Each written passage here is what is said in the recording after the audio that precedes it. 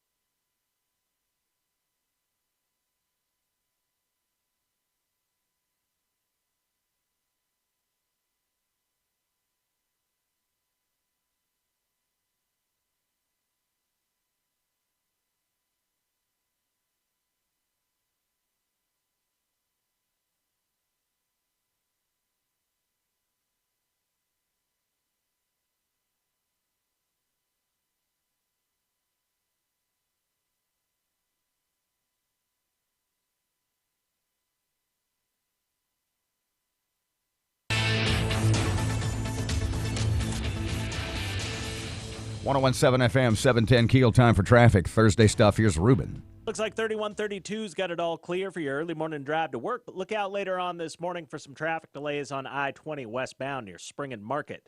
If you have anything to report to us, give us a call at the Planet Fitness Traffic Hotline. That's 687-ROAD. A best chance of rain coming into the forecast Saturday afternoon into Saturday night, but we are dry here today with sunshine. 93, heat to see values near 100. A fair sky tonight, low 73. Slight chance of a thunderstorm tomorrow, 92. Scattered thunderstorms on Saturday. Saturday's high 88. We're treated Weathergood, the Weather Channel.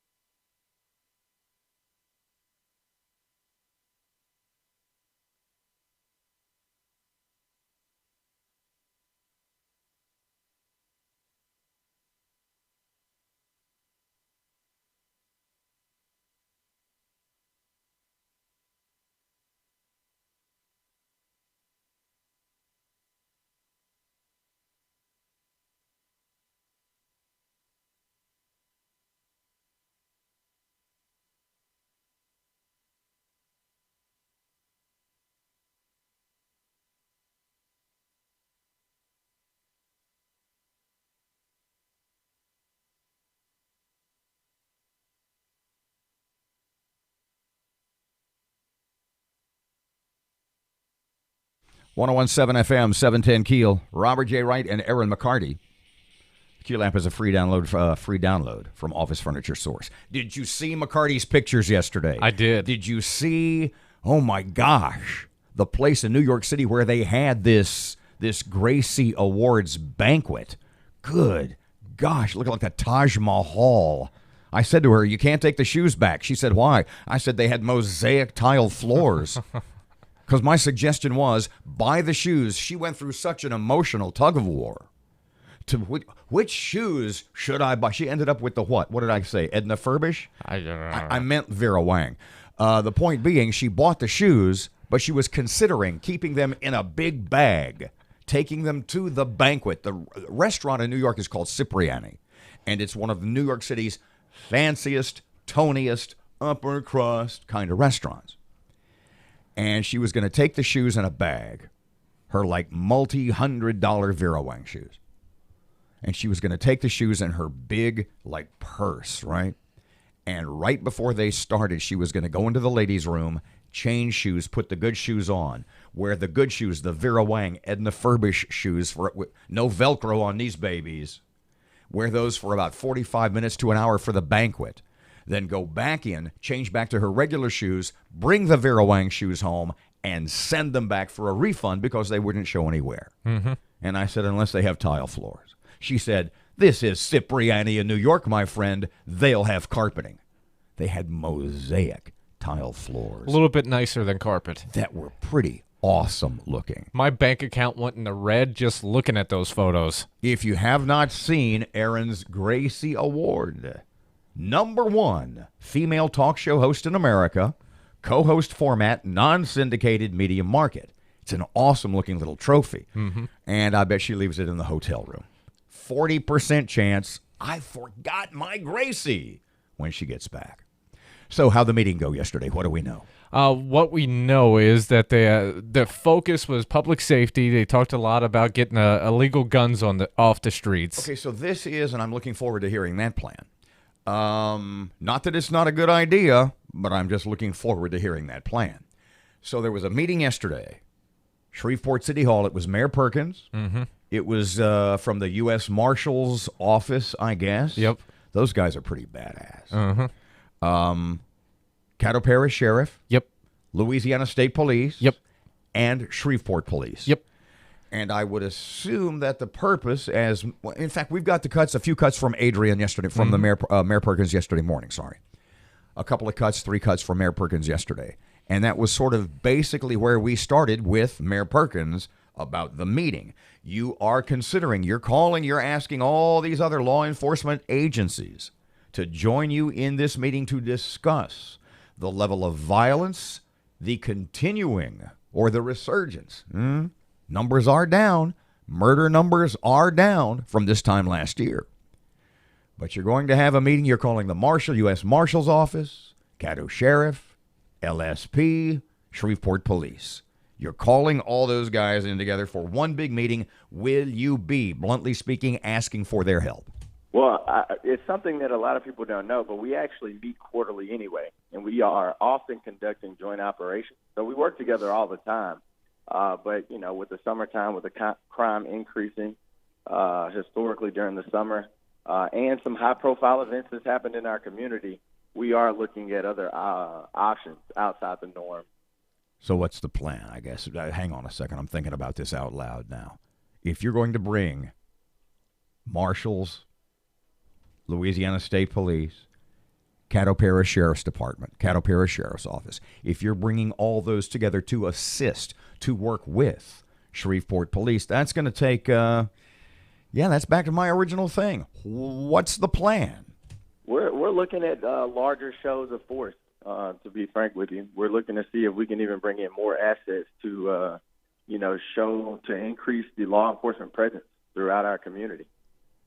These high-profile crimes, even though, crime is down overall, the high-profile crimes, we want to get after those, too. We got to make people feel safe. That's the big challenge in our community. If it occurs to me, if this happens, this goes back to the middle days of the Tyler administration when we sort of had there was all this same get-together. And at the time, Caddo Parish Sheriff Steve Prater had sort of offered the services of the Caddo Parish Sheriff's Department to the city of Shreveport. Mm-hmm. And one of the reasons that it never came to fruition, one of the reasons that it never happened, was, bluntly speaking, the cost. And that's what we asked Mayor Perkins next. So, okay, you're going to bring all these groups together, that the Louisiana State Police, Caddo Parish Sheriffs, all these guys are coming in. We're going to have a heightened presence in high crime areas in your more dangerous spots of town.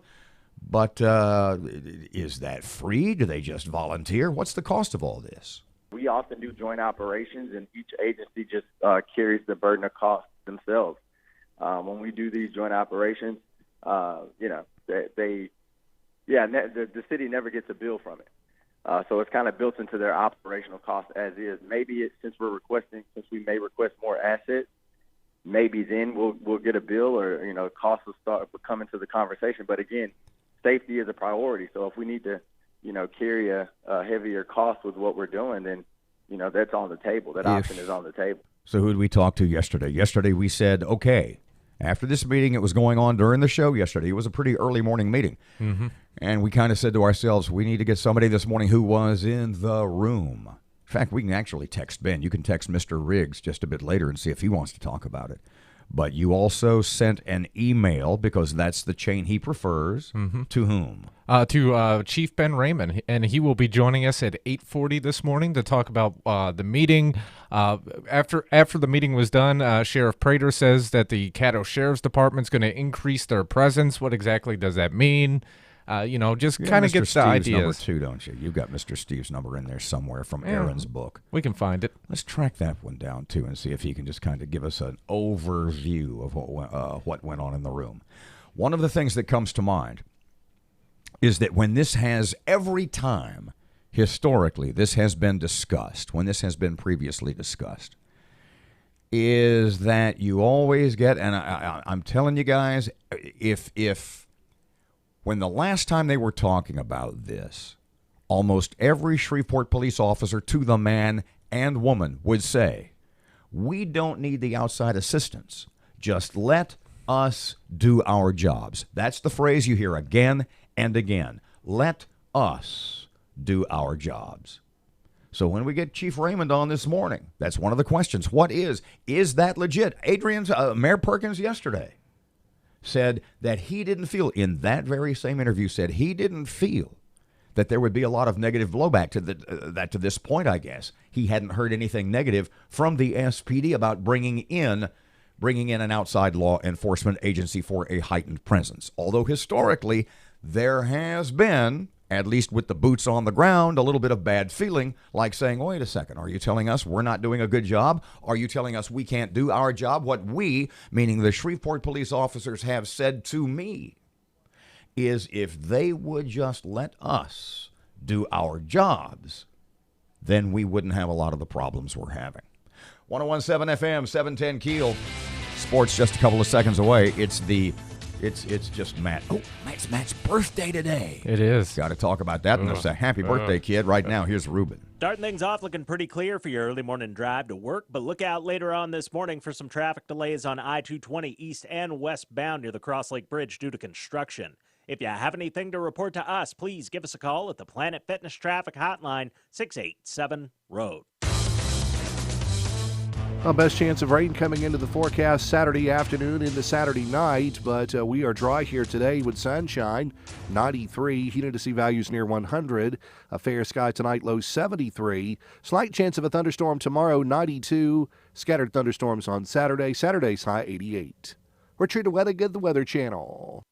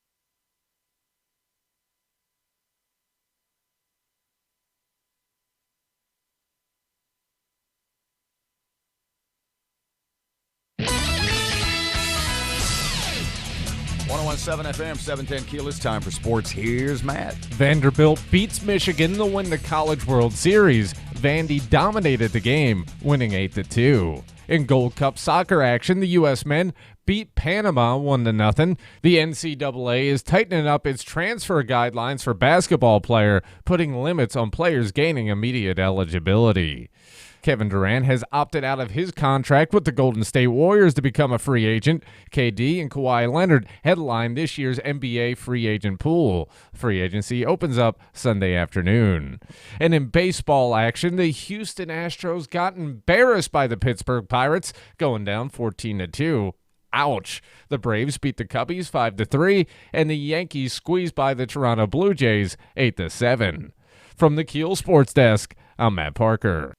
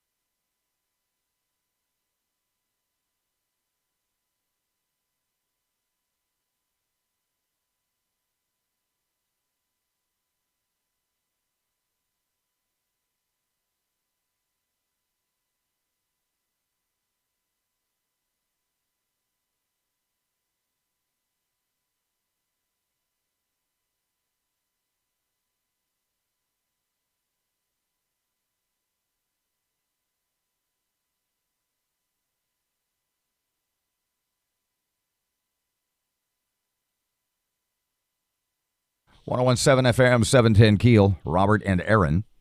Shreveport Security Systems text line, 318-392-1884. Good birthday so far? No.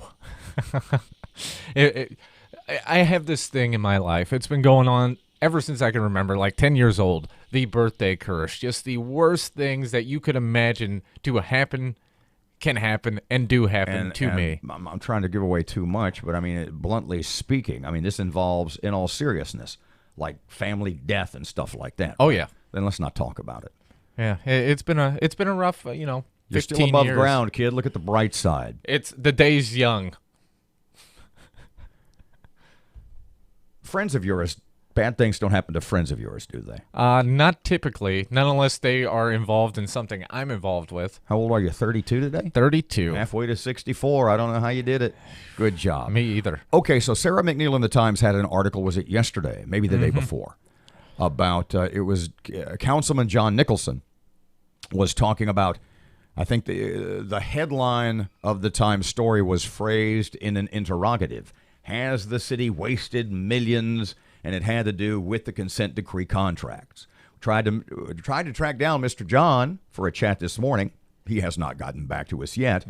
If you can, give me the gist, the crux of that article. Well, basically, we have this consent decree thing going on. Let me back up. If folks don't know, because how many times have we used that term? 1,000. And yet I will use the term with my friends and they look at me, consent decree, and they look at me like, well, what's the consent decree? The consent decree is the deal that the city of Shreveport did with the federal government, i.e. the EPA, Environmental Protection Agency, to rebuild our sewer system. They basically came in and said, you haven't been keeping up. It's not safe. It doesn't work right. You've got too many problems, holes, etc. Pretty much everything in the city was built before 1960, and we got to get up to standards. And so the federal government said, you got to do the job and you got to do it right. And so they started negotiating. And the deal they came to, called the consent decree, called for, I think the original cost was $350 million was the estimated cost. And that was what, 4, 5, 6 years ago? So 2009. So 10 years ago, they put it out there, and then we've been working on it ever since. $350 million was the initial cost, estimated cost. The most recent estimated cost of our consent decree work was $1.1 billion. Yeah, we've been putting it off so long. Prices Well, we've increased. been working on it, and the price does not stay steady. Yeah. I mean, I know some guys companies that had contracts with the city, who one of those was basically they would send little robots into the pipes to see what the condition was, with one of those little 360-degree cameras. Yep. It all needs to be surveyed. It all needs to be assessed. But now Mr. John Nicholson is saying that the city may have wasted millions. Was that his claim? Yeah, that's basically what they were saying. He said that him and Grayson Butcher were a tag team in this thing, and basically they had heard from a group of contractors that the city put this lining in the old pipe to get it up to standards, and then another contract came in, ripped out the pipe that was already fixed, and laid down new pipe. So basically doing the same job twice and wasting millions of dollars. Now, I guess they spoke to the city engineer. Yeah, the city's engineer, Patrick Furlong. And basically he said, we heard these reports, we looked into it, and we couldn't find anything wrong. So I guess they're still investigating to see that, and there's talk about... when Mr. Nicholson said millions, did he put an actual figure on it, or was it sort of this sort of... it was sort of a vague, just millions of dollars wasted. Blurry millions. Yeah. We will continue to attempt to track down Mr. John and see what he has to say about that just a bit later. Don't forget Chief Ben Raymond coming up this morning at, 8:40. Couldn't get to us before then. He's a busy man. Boy, no kidding. Talking about the meeting yesterday between the mayor and a variety of law enforcement agencies, and the mayor's, I guess, plan, at least request, to heighten police presence, to heighten law enforcement presence in Shreveport by bringing in outside agencies. 101.7 FM, 710 KEEL. Local news just ahead. Here's Ruben. Starting things off looking pretty clear for your early morning drive to work, but look out later on this morning for some traffic delays on I-220 east and westbound near the Cross Lake Bridge due to construction. If you have anything to report to us, please give us a call at the Planet Fitness Traffic Hotline, 687-ROAD. Well, best chance of rain coming into the forecast Saturday afternoon into Saturday night, but we are dry here today with sunshine. 93, humidity values near 100. A fair sky tonight, low 73. Slight chance of a thunderstorm tomorrow, 92. Scattered thunderstorms on Saturday. Saturday's high 88. We're True to Weathergood, the Weather Channel.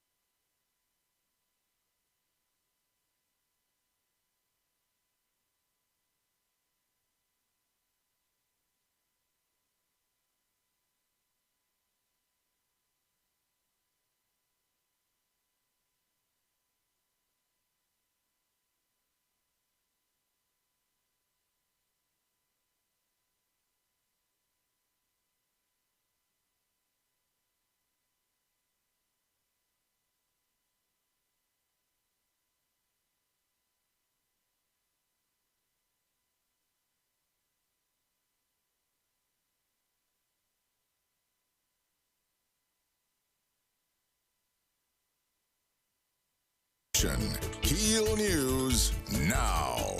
Mayor Adrian Perkins met with local law enforcement agencies in an effort to reduce crime. While the general topic of the meeting was public safety, there was a focus on getting illegal guns off the streets. Perkins says that crime is down in the city, but we can do better. After the meeting, Sheriff Prater says that he will be increasing his presence in the city and parish.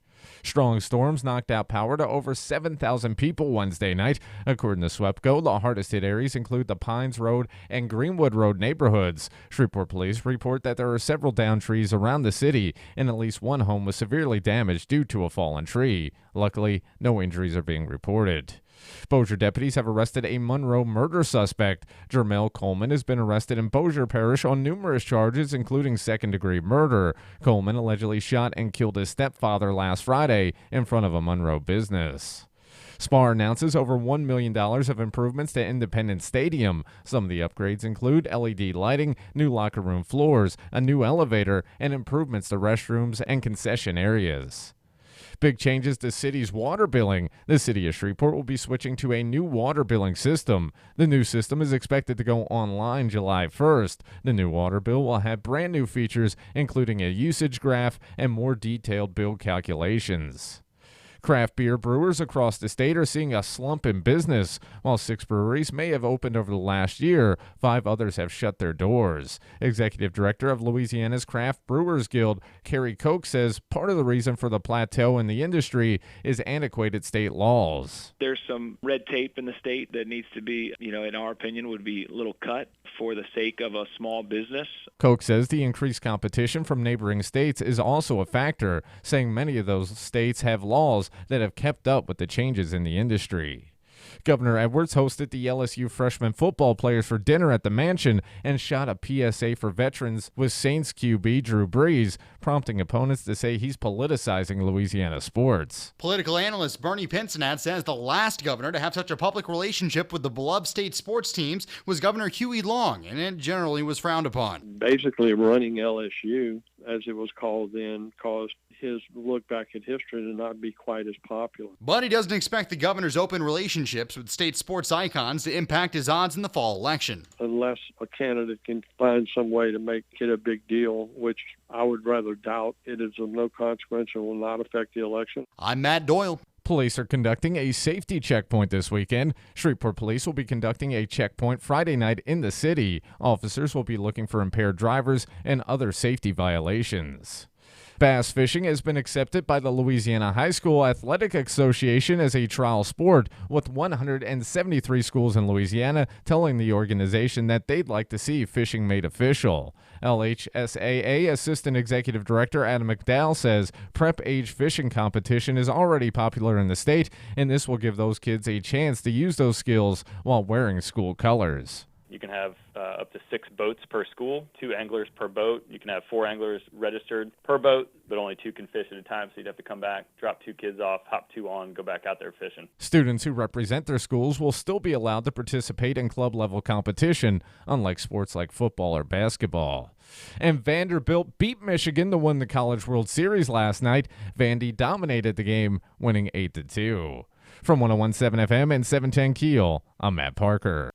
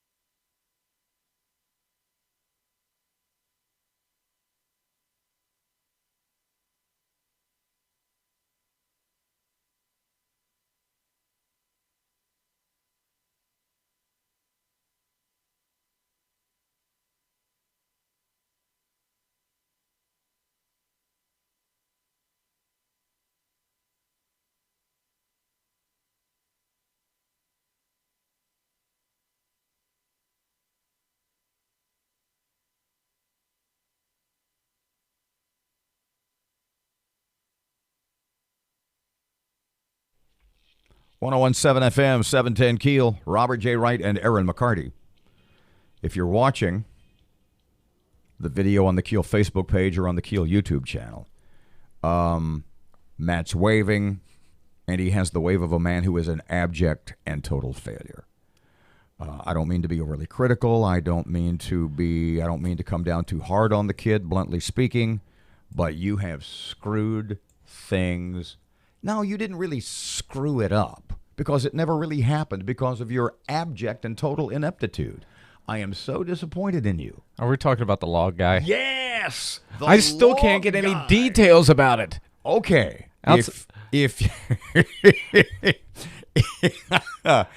you missed the show yesterday, Matt had the news story that it was how many organizations of first responders were involved in this rescue operation? At least 3 I know of. Okay. Caddo Sheriffs. Okay, hold on a second. Caddo Sheriff. Shreveport Fire. Yeah. And Bossier Sheriffs. Okay. So I'm trying to get Steve Prater on now. To talk about a bunch of things, and we can throw that in at the end. Yeah. Evidently, was it today's Thursday? So was it Tuesday during the day, Tuesday evening? It was like Tuesday afternoon.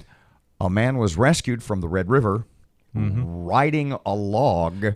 The word they used to describe the situation was floating on a log down the river. The word straddle or ride, and I likened it to Slim Pickens riding the nuclear bomb in Dr. Strangelove. That wasn't exactly how it came down. Well, that's not how they described it. It could be. We don't know because we can't get any details. But there was a guy floating, holding. That's the problem. Is that they were so vague. Who was it? What are they trying to hide? Who was that masked man? Clinging to that log for life. Or was it, like I said yesterday, the ultimate hold my beer, watch this moment? How did he end up in the river? How big was the log? Who was he? How did you get him out of the river? How far down was he? Had he caught a current? Was he traveling at 10 or 15 miles an hour? That current can fly. Mm-hmm. And nobody seems to know anything. Yeah, no one's talking. I mean, to the point that you and I were calling in markers from people inside on the inside yesterday. And I had a couple of Shreveport guys, Shreveport policemen say, look, I'll look into that for you. But there's very little, if any, information available. What's the cover-up? We want to know. I'm going to pull a full McCarty and send out PRRs and the whole thing. 101.7 FM, 710 Keel. Speaking of Ms. McCarty, we're going to try to track her down in New York City here in a couple of seconds. New York City? I could have lived without that. Here's Ruben. Starting things off looking pretty clear for your early morning drive to work, but look out later on this morning for some traffic delays on I-220 east and westbound near the Cross Lake Bridge due to construction. If you have anything to report to us, please give us a call at the Planet Fitness Traffic Hotline, 687-ROAD. Best chance of rain coming into the forecast Saturday afternoon into Saturday night, but we are dry here today with sunshine. 93, humidity values near 100. A fair sky tonight, low 73. Slight chance of a thunderstorm tomorrow, 92. Scattered thunderstorms on Saturday. Saturday's high 88. We're Trina Wettigan, the Weather Channel.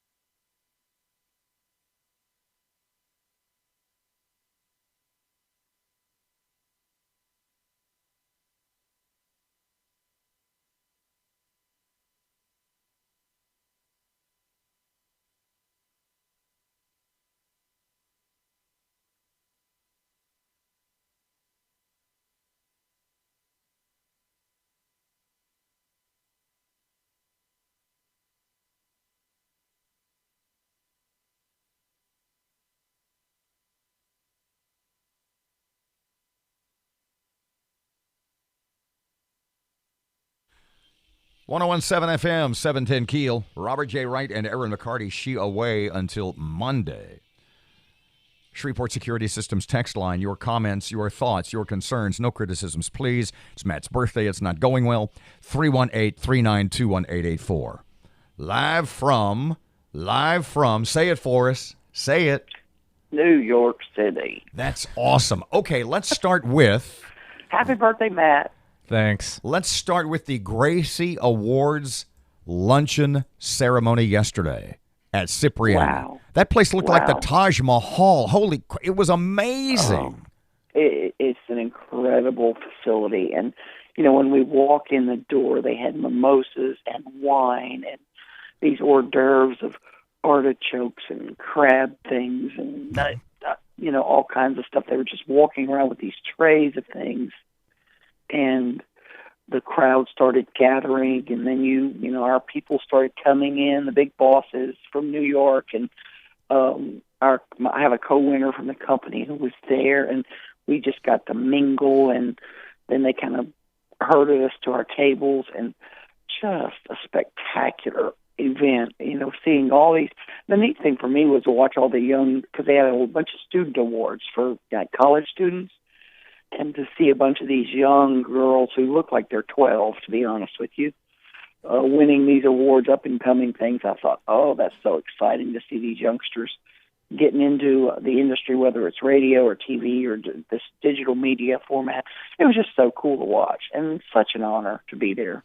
I noticed the photos of you at the VIP table, and you had sort of alluded to that in just a couple of seconds ago, that it looked like every sort of CEO and high-ranking officer from Town Square Media was there to pay homage to Erin McCarty. That must have been awesome.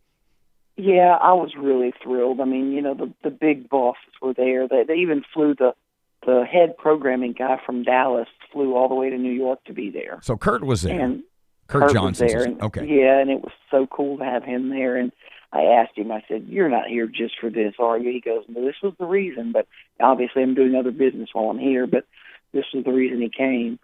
And it was just such a cool event. And to have them there was it touched me that they all showed up, So and they we'll were very proud of me, which was kind of cool. We'll get to the actual award part of the day in just a couple of seconds, but the actual award presentation aside, what was the most impressive, what was the most awesome part of the day of you being there with all these award winners of one of the highest media awards in America? Oh, boy. To see how many women are striving in doing what we love doing. You know what I mean, Robert? I get up in the morning and I don't ever dread going to work. And I thought, am I the luckiest woman on earth? And then I look in this room and I see all these other women doing the same thing. And I think, I bet the vast majority of these women feel just like I do about their job. They love getting up and going to work every day. And I thought, that's really cool. Because, the vast majority of people in the world get up every day and dread going to work. And I feel sad for them. I really do, because you and I both know we love doing what we're doing. Now, there are days like today when you don't want to be awakened this early, but that's okay. That's funny coming from you. Yeah, of all the people who would be critical, that's no small irony here. You can hear it in my voice. I'm just waking up. I mean, it's just I'm worn the hell out. I am worn the hell out. My brother has been dragging me all over this city, and we've been having fun. But, good Lord. Oh, man. So the actual presentation of the award, if anybody doesn't know, I know I've said this 1,000 times, Erin McCarty. It weighs a ton, by the way. Wait till you feel it. It weighs a ton. Gracie Award for America's top female talk show host, medium market, non-syndicated co-host format. Tell me about the actual award presentation, how excited. I said, when we talked yesterday, I said, are you nervous? You said, not nervous, but as excited as I've ever been. Yeah, they line you up right before you're getting ready to go up on stage with your category, your group, and you all line up. Excuse me a second. How many people in the room, by the way? Ooh, the room was 30 tables of 10, so 300 people, something like that. Yeah. It was a massive ballroom, which was just gorgeous. And so we line up kind of in the wings on the side, and our group was these radio hosts from all over the country, from big cities, Los Angeles to, Miami to different, and each won different awards, from news coverage to, human interest story to, whatever it may be, afternoon drive host, those kinds. So there was a bunch of us. We were the largest group. And, we were all a bunch of funny ladies. So we were having fun behind the scenes, kind of cracking each other up. And I was doing my New York City impersonation. And they loved that. I'm sorry, what impersonation was that again? New York City. Thank you. I can't believe I'm in New York City. And they're like, where are you from? So we had fun. Go ahead, but I want to know, literally, what you felt and what you saw. As you walked up on the stage, to the applause, to, bluntly speaking, 350 or 400 of the top media, radio, TV, digital people in America. And you're up there and they're telling you that you're the best one there is. I see joy in the room. I did see some cool things architecturally. This room used to be an old bank. So they had, where we were standing behind was like these old Teller windows that actually said Teller on them from like the turn of the century. I mean, the 1800s. And I thought, man, this is a cool room. But to look out among the room and to see, it was the only word I could tell you is joy. I just felt pure joy. Joy in what I do, joy in what all these women were doing, joy in the celebration. A luncheon that goes from 11 to 2 is a little bit long, I'll be honest. But, and I was at the end of it. But you know what? I put that aside and I thought, this is really kind of cool. This is really kind of cool to be in this room among all these people. And I thought, you're probably never going to have this experience again, so just soak it all in. And that's what I did. And I was thrilled to have my brother there and, my bosses from New York that, came out to show support. It was just really kind of a neat day. So the rest of the week, you've just it's sightseeing. It's tour the city. What are your plans for today? What's the two things? Because we've got just about a minute. What's been the most awesome thing so far outside of the award? And what are your plans for the next couple of days? Well, at the Whitney yesterday, this is going to sound like I'm from some backwoods place, but at the Whitney, which is a beautiful art museum right on the Hudson, I'm a real big Georgia O'Keeffe fan. I've always loved her work, and we get in there, and there's one of my favorite Georgia O'Keeffe paintings there. And I turned to my brother and I said, "Is this the real thing, or is this like a copy?"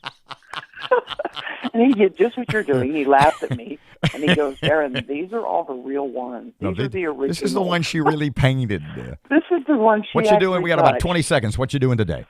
Going to the Met, the museum today, and that's an all-day ordeal, I think. We're going to probably get into Little Italy tonight, maybe a little jazz. You never know. I'm going to hop on whatever bus or subway he drags me on, and we're going to go have fun. Well, congrats, kiddo. I know it must have been it just must have been an awesome thing to stand on that stage and just kind of soak it all in, Oh, it really is, and it's just been a thrill to be here and to spend this time with my brother. And it's been a great trip, and we got 2 more days of. I got to go find some Epsom salt, though. That's one of my projects today. Say it for me one more time. We'll let you go. Say it. Having fun up in New York City. 101.7 FM, 710 Keel. Erin McCarty live on the scene from her mattress. Traffic update now. Here's Ruben. Starting things off looking pretty clear for your early morning drive to work, but look out later on this morning for some traffic delays on I-220 east and westbound near the Cross Lake Bridge due to construction. If you have anything to report to us, please give us a call at the Planet Fitness Traffic Hotline, 687-ROAD. Well, best chance of rain coming into the forecast Saturday afternoon into Saturday night, but we are dry here today with sunshine. 93, humidity values near 100. A fair sky tonight, low 73. Slight chance of a thunderstorm tomorrow, 92. Scattered thunderstorms on Saturday. Saturday's high 88. We're true to weather, good the Weather Channel.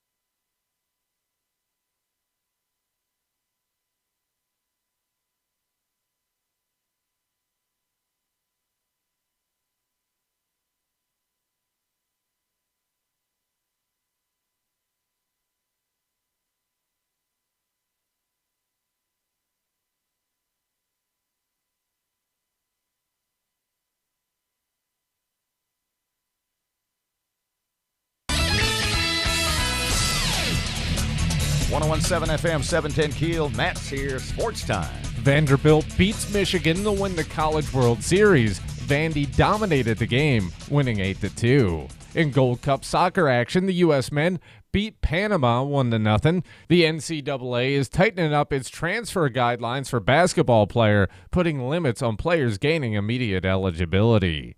Kevin Durant has opted out of his contract with the Golden State Warriors to become a free agent. KD and Kawhi Leonard headline this year's NBA free agent pool. Free agency opens up Sunday afternoon. And in baseball action, the Houston Astros got embarrassed by the Pittsburgh Pirates, going down 14-2.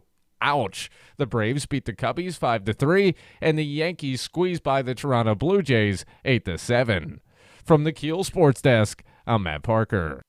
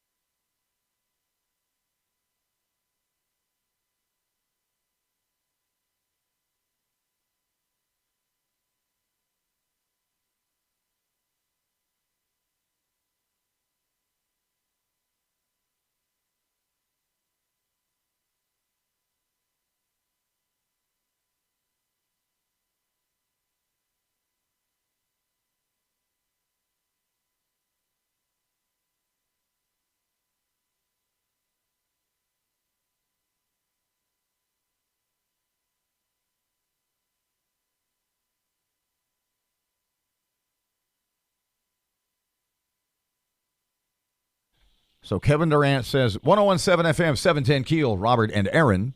Kevin Durant says, see ya. Well, bye-bye. Not necessarily. He just turned down their automatic offer of $32 million a year. 31 and some change.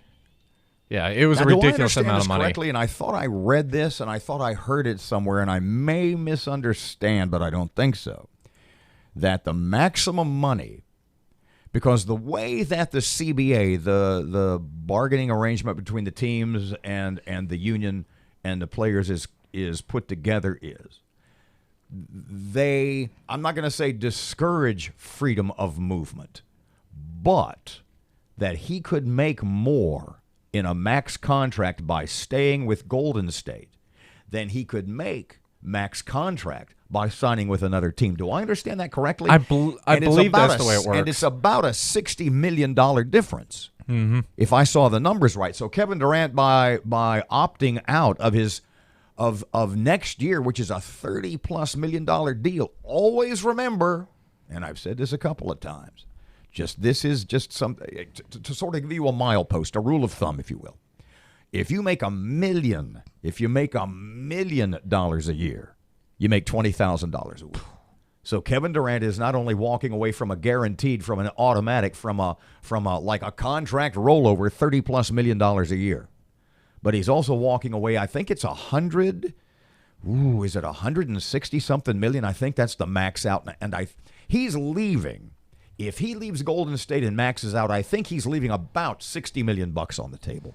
I could be wrong about that, but I don't think so. I think the way it is structured, the way the CBA, the collective bargaining agreement, is structured, that it encourages players to stay, especially the franchise guys like Durant, to stay with their teams. Yeah, if he signs with another team, the max he can sign is a $164 million deal. But if he stays at Golden State, he can make $221 million. What kind of mind walks away? What kind of, did you really look at this? Who's giving you advice? Who's your agent? Walks away from $60+ million. Not us. 101.7 FM, 710 Keel. Here's Rush. Washington Democrat Governor Jay Inslee thinks that global warming is his ticket to the White House.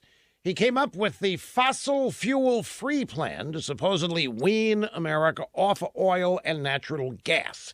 Greenpeace says it's the gold standard of environmentalism. Now, the governor begged the DNC to devote one of their debates to climate change. They told him to go pound sand, and they stuck him in the kiddie table for the first debate. Means he goes the first night. So he's furious. Inslee says that climate change is the top issue for Democrat voters, but the DNC is silencing activists and candidates who want to debate the issue fully.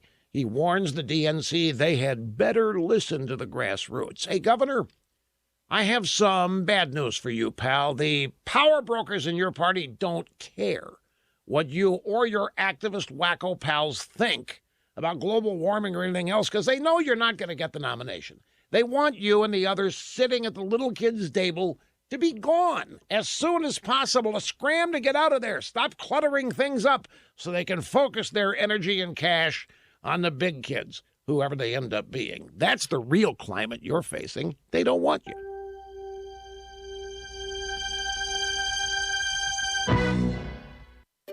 Finding great candidates to hire can be like, well, trying to find a needle in a haystack. Sure, you can post your job to some job board, but then all you can do is hope the right person comes along, which is why you should try ZipRecruiter for free at ZipRecruiter.com/free. ZipRecruiter doesn't depend on candidates finding you. It finds them for you. Its powerful technology identifies people with the right experience and actively invites them to apply to your job. So while other companies might deliver a lot of hay, ZipRecruiter finds you what you're looking for. The needle in the haystack. 4 out of 5 employers who post a job on ZipRecruiter get a quality candidate through the site within the first day. ZipRecruiter, the smartest way to hire. And right now, you can try ZipRecruiter for free. That's right, free. Just go to this exclusive web address, ZipRecruiter.com/free. That's ZipRecruiter.com/free. ZipRecruiter.com/free. Keeping an eye right now on some slow-moving traffic on Line Avenue near Olive Street due to construction. And we have some traffic delays on East Texas Street near Hamilton Road in Bossier City. If you have anything to report to us, please give us a call at the Planet Fitness Traffic Hotline. That's 687-ROAD. 1017 FM, 710 Keel, weather channel forecast. A few clouds today, but hot and humid. What are we looking at? Mid-90s. Right now, 72 degrees. 1017 FM, 710 Keel at 7 o'clock. And it's time for Fox News. Breaking news and trending talk. This is 1017 FM and 710 Keel. KEEL, Shreveport.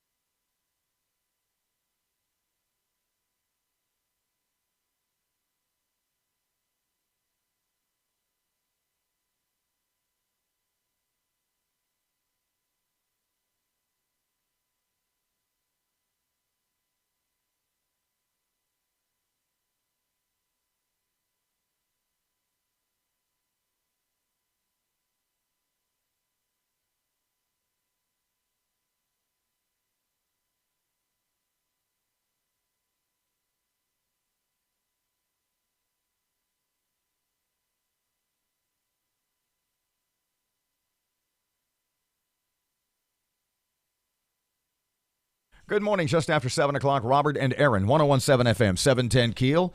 Erin's on vacation, major award. Matt has local news up next. We had some major storms yesterday. Lots of people lost power. We'll have some details on that. A Monroe murder suspect got arrested in Bossier. We'll have some info on that. And the mayor met with local law enforcement agencies. We'll tell you what they talked about and what kind of came out of it. What's on the horizon? Mm-hmm. One of your favorite guests, certainly one of mine, Bishop Larry Brandon from Praise Temple, joins us in just a couple of seconds. He's here. At the door. Let me talk more rapidly. I'll go get him. What else this hour? Matt has sports because Fletcher is who knows where. Traffic and weather. It's all coming up this hour right here on Keel.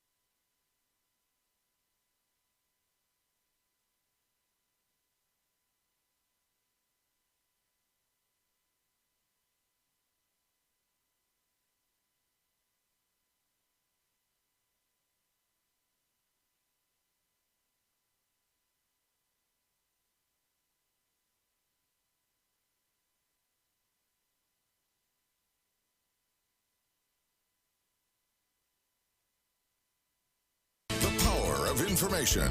KEEL News now. Strong storms knocked out power to over 7,000 people Wednesday night. According to SWEPCO, the hardest hit areas include the Pines Road and Greenwood Road neighborhoods. Shreveport police report that there are several downed trees around the city, and at least one home was severely damaged due to a fallen tree. Luckily, no injuries are being reported. Mayor Adrian Perkins met with local law enforcement agencies in an effort to reduce crime. While the general topic of the meeting was public safety, there was a focus on getting illegal guns off the street. Perkins says that crime is down in the city, but we can do better. After the meeting, Sheriff Steve Prater says that he will be increasing his presence in the city and parish. Bossier deputies have arrested a Monroe murder suspect. Jermel Coleman has been arrested in Bossier Parish on numerous charges, including second-degree murder. Coleman allegedly shot and killed his stepfather last Friday in front of a Monroe business. Big changes to the city's water billing. The city of Shreveport will be switching to a new water billing system. The new system is expected to go online July 1st. The new bill will have brand new features, including a usage graph and more detailed bill calculations. SPAR announces over $1 million of improvements to Independence Stadium. Some of the upgrades include LED lighting, new locker room floors, a new elevator, and improvements to restaurants and concession areas. Bass fishing has been okayed as a trial sport for the Louisiana High School Association. Matt Doyle has that story. When surveyed, 173 schools told the LHSAA they'd love to make bass fishing an official sport. Assistant Executive Director Adam McDowell says he was shocked after speaking to a prep-age fishing organizer about the popularity of the competitions. Now, you realize that for our club fishing tournaments, we have the greatest number of our prep or high school age anglers are out of the state of Louisiana. The state will host 4 regional tournaments in March and a championship in early April, and the waters could be packed. Region 2, which will be out there at Toledo Bend, that one may have 200 boats in it. I'm Matt Doyle. Governor Edwards has been making the rounds in the sports world recently, hosting LSU freshman football players at the mansion and filming a PSA with Drew Brees. Political analyst Bernie Pincinat says in an election year, such public embrace of beloved sports heroes could be fodder for his Republican gubernatorial opponents. It will be attacked by his opponents as very political. The public will have to decide on it, but it's certainly a campaign season, and doing this is going to cause voters to think of it one way or the other. The Breeze PSA promotes the recently signed Veterans First business initiative, which offers assistance to veterans or their surviving families who are pursuing entrepreneurial dreams. And a safety checkpoint this weekend in Shreveport. Shreveport Police will be conducting a checkpoint Friday night in the city. Officers will be looking for impaired drivers and other safety violations. And this is a story you don't see every day. A 73-year-old woman in Pennsylvania had to kill a 6-foot-long cobra on her porch. Apparently, the cobra escaped from a neighbor's home and was attacking the neighborhood. Luckily, the woman was not hurt in the encounter. From 101.7 FM and 710 KEEL, I'm Matt Parker.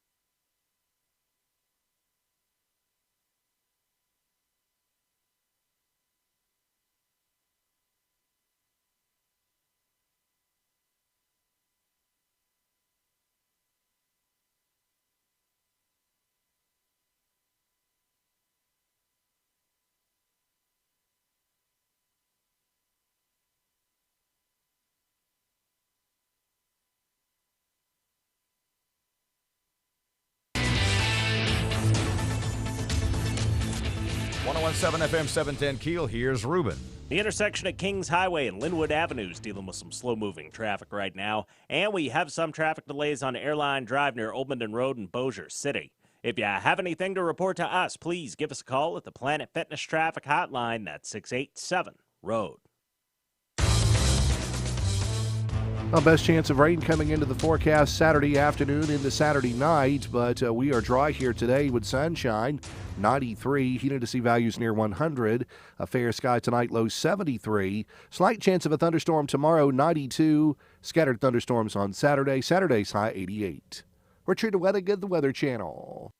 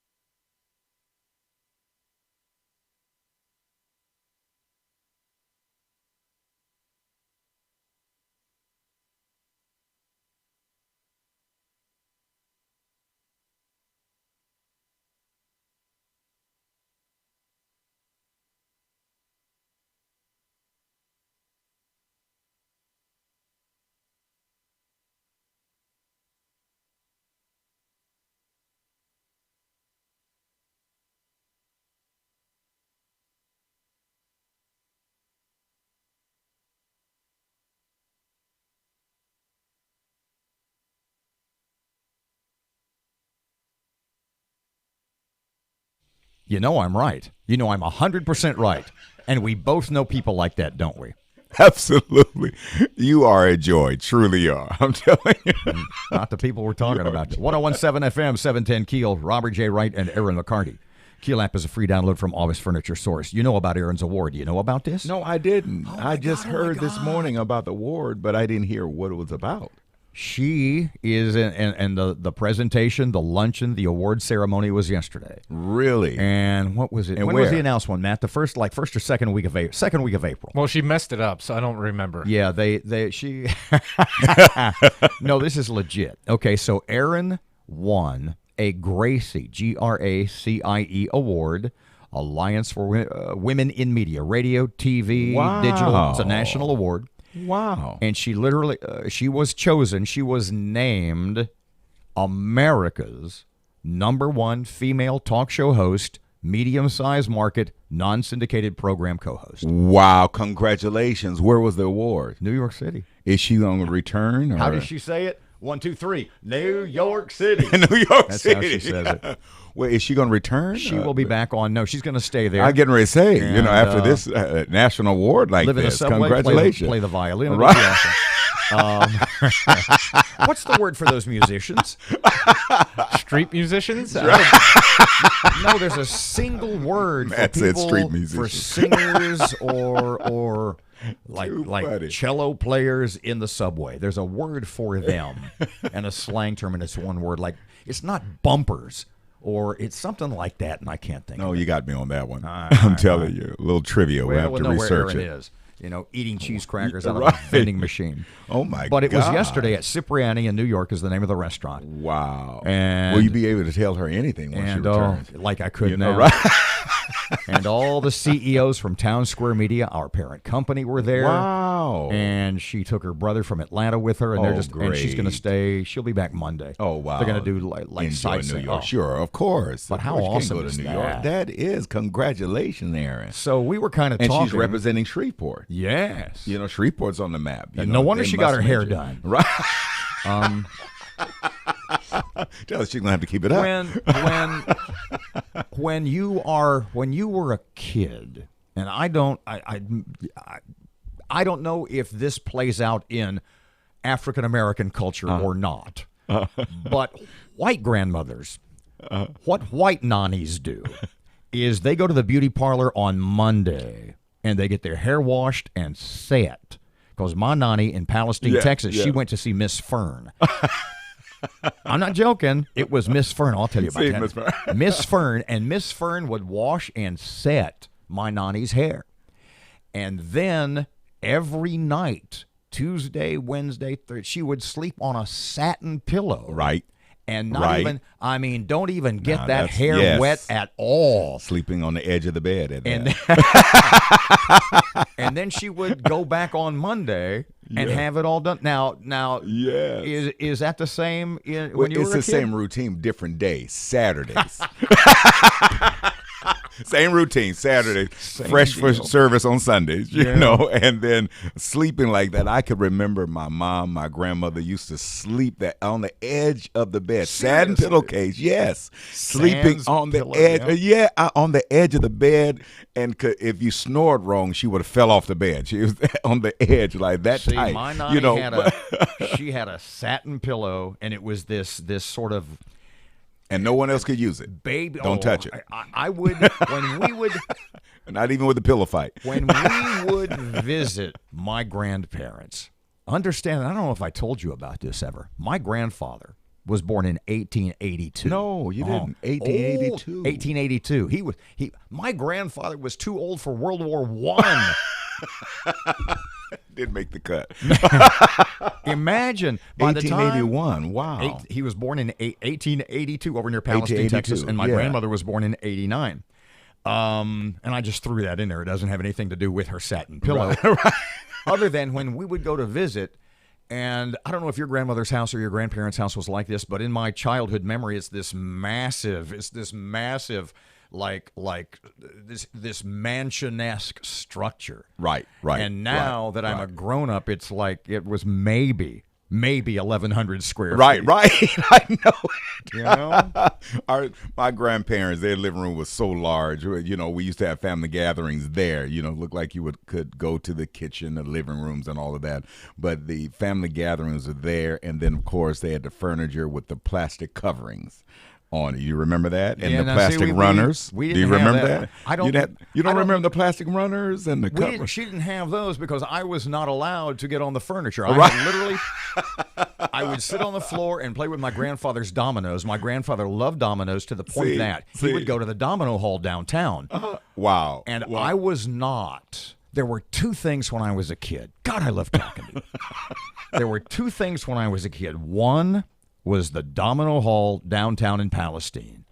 And I was not allowed to go in because there was just grown-up stuff going on in there. Right. And I remember I was about 5 years old at that point in America where a 5-year-old could wander around downtown anywhere. Wow. And be okay. And Safe. I would look, there was a screen door going into the you domino take me back hall. down memory lane. Screen And it door. had a metal, remember the little pull handles, but they would be advertising on the pull handle doors, and it was this faded, tore up RC Cola sign. RC Cola. And I my was grandmother's barely favorite. above that, and I would hear, and it was all smoky in there, and I would hear laughing, and that was, all I would think was, God, being a grown-up must be awesome. Must be cool. Must be awesome.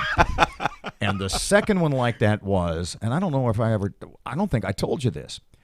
Growing up, my dad was a golf pro until I was about. Oh, wow. I didn't realize was that. like a club pro. Okay. And the Well, first no one, wonder then. Okay. Why I suck? I'm the one dog-legging. Because I'm at the shallow end of that gene pool, my friend. So. Yeah, right. So there was the bar at the country. We lived upstairs in an upstairs apartment at the country club, but the bar and everything was downstairs. And I remember I was not allowed to go into the bar. Sure. And it had these big, it was these like two swinging doors, and they were padded. And I remember they had, like, once again, I'm 4 or 5, and they had these big sort of stitched, embroidered musical notes. And I would be standing there at the door, and the door would swing open and closed. And once again, I would peer inside, and it would be there would be music and laughter. And it was alluring. And yes, all I could think was being a grown-up must be so cool. awesome. Right. Okay, we're going to go to break. When we come back, God, I actually meant to talk about things of Well, substance. that's what. Now, listen, I enjoyed that because that's back in the day, and I'm reminiscing now of my grandparents and things that we have been wanting to be grown, but now I'm paying bills. I wish I was 16 again. Yeah, but anyway, you ain't kidding, right? There's a reason I went to LSU. What? Reason I went to LSU Shreveport for 2 years. Suspended high school. Bishop Larry Brandon, Praise Temple in Shreveport. More is on the way. 101.7 FM, 710 KEEL. Here's Ruben. Keeping an eye right now on some slow-moving traffic on Line Avenue near Olive Street due to construction. And we have some traffic delays on East Texas Street near Hamilton Road in Bossier City. If you have anything to report to us, please give us a call at the Planet Fitness Traffic Hotline at 687-ROAD. Well, best chance of rain coming into the forecast Saturday afternoon into Saturday night, but we are dry here today with sunshine. 93, humidity values near 100. A fair sky tonight, low 73. Slight chance of a thunderstorm tomorrow, 92. Scattered thunderstorms on Saturday. Saturday's high 88. We're treated Weathergood, the Weather Channel.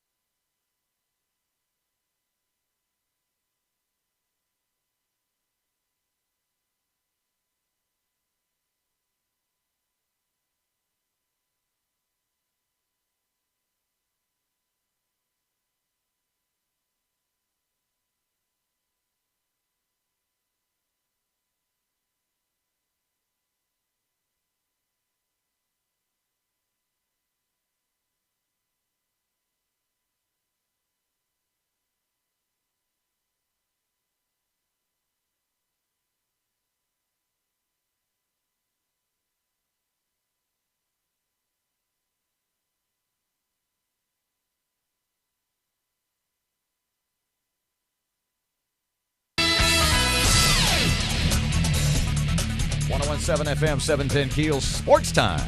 Vanderbilt beats Michigan to win the College World Series. Vandy dominated the game, winning 8-2. In Gold Cup soccer action, the U.S. men beat Panama 1-0. The NCAA is tightening up its transfer guidelines for basketball player, putting limits on players gaining immediate eligibility. Kevin Durant has opted out of his contract with the Golden State Warriors to become a free agent. KD and Kawhi Leonard headline this year's NBA free agent pool. Free agency opens up Sunday afternoon. And in baseball action, the Houston Astros got embarrassed by the Pittsburgh Pirates, going down 14-2. Ouch. The Braves beat the Cubbies 5-3, and the Yankees squeezed by the Toronto Blue Jays 8-7. From the KEEL Sports Desk, I'm Matt Parker.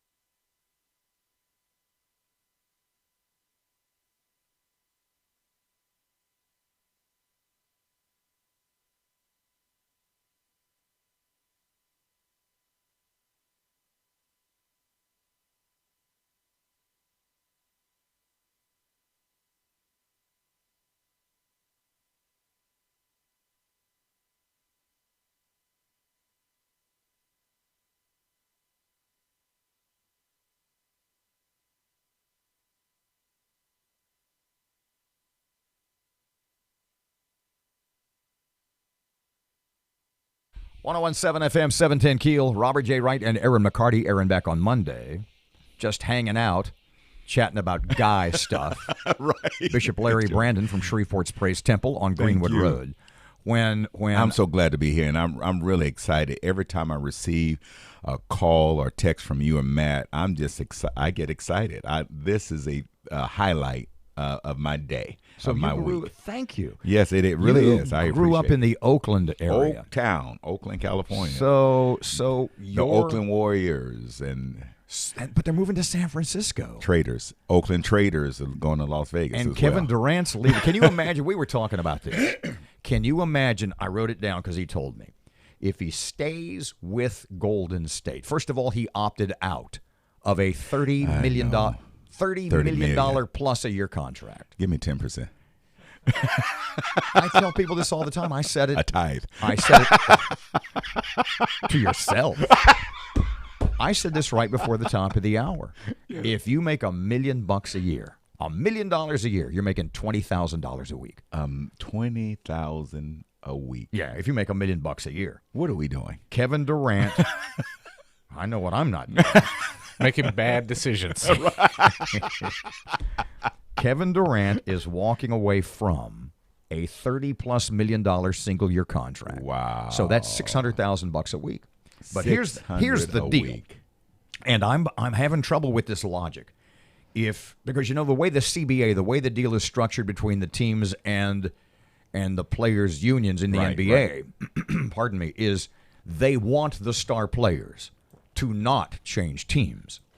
So if Durant stays in Golden State, if he stays with the Warriors, he could make 5 years at $221 million. Wow. That's the max. If he leaves, as it seems he is inclined to do, the most he can make is 4 years at $164 million. Now, decisions. Oh, you talk about first world problems. Yeah. Well, now I hear a friend of mine, buddy of mine, stated that he bought property in New York. Yeah. And they were thinking he was going to the Knicks. I don't understand how anybody, let me phrase it this way. Larry, we're offering you 2 deals. One of them's 4 years at $164 million. Yes. The other's 5 years at $221 million. Well, which sounds better to you? I'll just roll dice, and I don't play dice. Of course, the 5 years. Yeah. Of course, no brainer. So what's but what's the issue? Yeah. But he wants to go off and be the guy, I guess. Oh, my gosh. Well, he's the guy with, San Francisco now. Well, it's still Golden State. Don't be angry. I'm just a little bitter. Don't be But hating. I'm good. We're going to go to break in a second. When I we need come to go back, to confessional. I want to talk more about you growing up, specifically. Did you, as a kid, did you go to your grandmother's, grandfather's? Did you go to your grandparents for like Sunday dinner? Oh, yes. Let's talk about that. Or as we called it, we're going to Nani's for supper. Yes, my dear. I want to know. Granny G. Do you just off the top of your head, and it's amazing to me how many people don't, not that it's a crime if you don't. Uh-huh. Do you know, obviously, your mother's maiden name? Do you know your grandmother's maiden name? I have to think about it, but not off the top of my head. But I do know it. Isn't that strange? I know it's both. Crazy. One grandmother, my East Texas. My grandmother was Granny G. That's all I knew. Really? Right. My East Texas grandmother, her maiden name was Spruill. This is the most East Texas name of all time. Maddie Lee Spruill. Maddie Lee Spruill. I found out I have family in Bastrop area. What? That my You and grandmother. OJ. Oh, wait, that's Castro. Matt. Let's go to break while we reassess.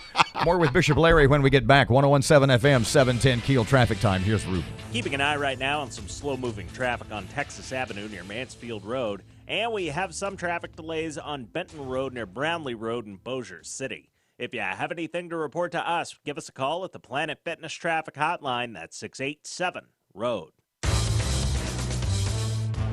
Well, best chance of rain coming into the forecast Saturday afternoon into Saturday night, but we are dry here today with sunshine. 93. Heat and to see values near 100. A fair sky tonight, low 73. Slight chance of a thunderstorm tomorrow, 92. Scattered thunderstorms on Saturday. Saturday's high 88. We're Trina Wedigan, the Weather Channel.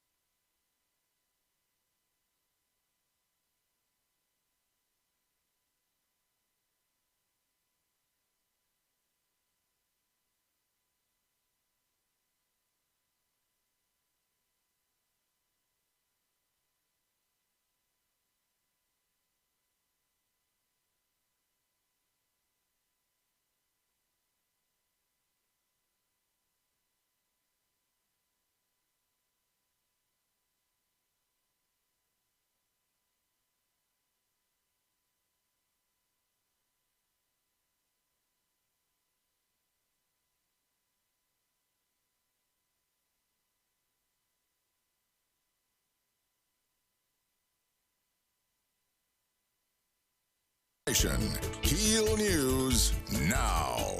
Mayor Adrian Perkins met with local law enforcement agencies in an effort to reduce crime. While the general topic of the meeting was public safety, there was a focus on getting illegal guns off the streets. Perkins says that crime is down in the city, but we can do better. After the meeting, Sheriff Prater says that he will be increasing his presence in the city and parish. Strong storms knocked out power to over 7,000 people Wednesday night. According to SWEPCO, the hardest hit areas include the Pines Road and Greenwood Road neighborhoods. Shreveport police report that there are several downed trees around the city, and at least one home was severely damaged due to a fallen tree. Luckily, no injuries are being reported. Bossier deputies have arrested a Monroe murder suspect. Jermel Coleman has been arrested in Bossier Parish on numerous charges, including second-degree murder. Coleman allegedly shot and killed his stepfather last Friday in front of a Monroe business. SPAR announces over $1 million of improvements to Independence Stadium. Some of the upgrades include LED lighting, new locker room floors, a new elevator, and improvements to restrooms and concession areas. Big changes to city's water billing. The city of Shreveport will be switching to a new water billing system. The new system is expected to go online July 1st. The new water bill will have brand new features, including a usage graph and more detailed bill calculations. Craft beer brewers across the state are seeing a slump in business. While 6 breweries may have opened over the last year, 5 others have shut their doors. Executive Director of Louisiana's Craft Brewers Guild, Carrie Koch, says part of the reason for the plateau in the industry is antiquated state laws. There's some red tape in the state that needs to be, in our opinion, would be a little cut for the sake of a small business. Koch says the increased competition from neighboring states is also a factor, saying many of those states have laws that have kept up with the changes in the industry. Governor Edwards hosted the LSU freshman football players for dinner at the mansion and shot a PSA for veterans with Saints QB Drew Brees, prompting opponents to say he's politicizing Louisiana sports. Political analyst Bernie Pincinat says the last governor to have such a public relationship with the beloved state sports teams was Governor Huey Long, and it generally was frowned upon. Basically, running LSU, as it was called then, caused his look back at history to not be quite as popular. But he doesn't expect the governor's open relationships with state sports icons to impact his odds in the fall election. Unless a candidate can find some way to make it a big deal, which I would rather doubt, it is of no consequence and will not affect the election. I'm Matt Doyle. Police are conducting a safety checkpoint this weekend. Shreveport Police will be conducting a checkpoint Friday night in the city. Officers will be looking for impaired drivers and other safety violations. Bass fishing has been accepted by the Louisiana High School Athletic Association as a trial sport, with 173 schools in Louisiana telling the organization that they'd like to see fishing made official. LHSAA Assistant Executive Director Adam McDowell says prep age fishing competition is already popular in the state, and this will give those kids a chance to use those skills while wearing school colors. You can have up to 6 boats per school, 2 anglers per boat. You can have 4 anglers registered per boat, but only 2 can fish at a time, so you'd have to come back, drop 2 kids off, hop 2 on, go back out there fishing. Students who represent their schools will still be allowed to participate in club-level competition, unlike sports like football or basketball. And Vanderbilt beat Michigan to win the College World Series last night. Vandy dominated the game, winning 8-2. From 101.7 FM and 710 KEEL, I'm Matt Parker.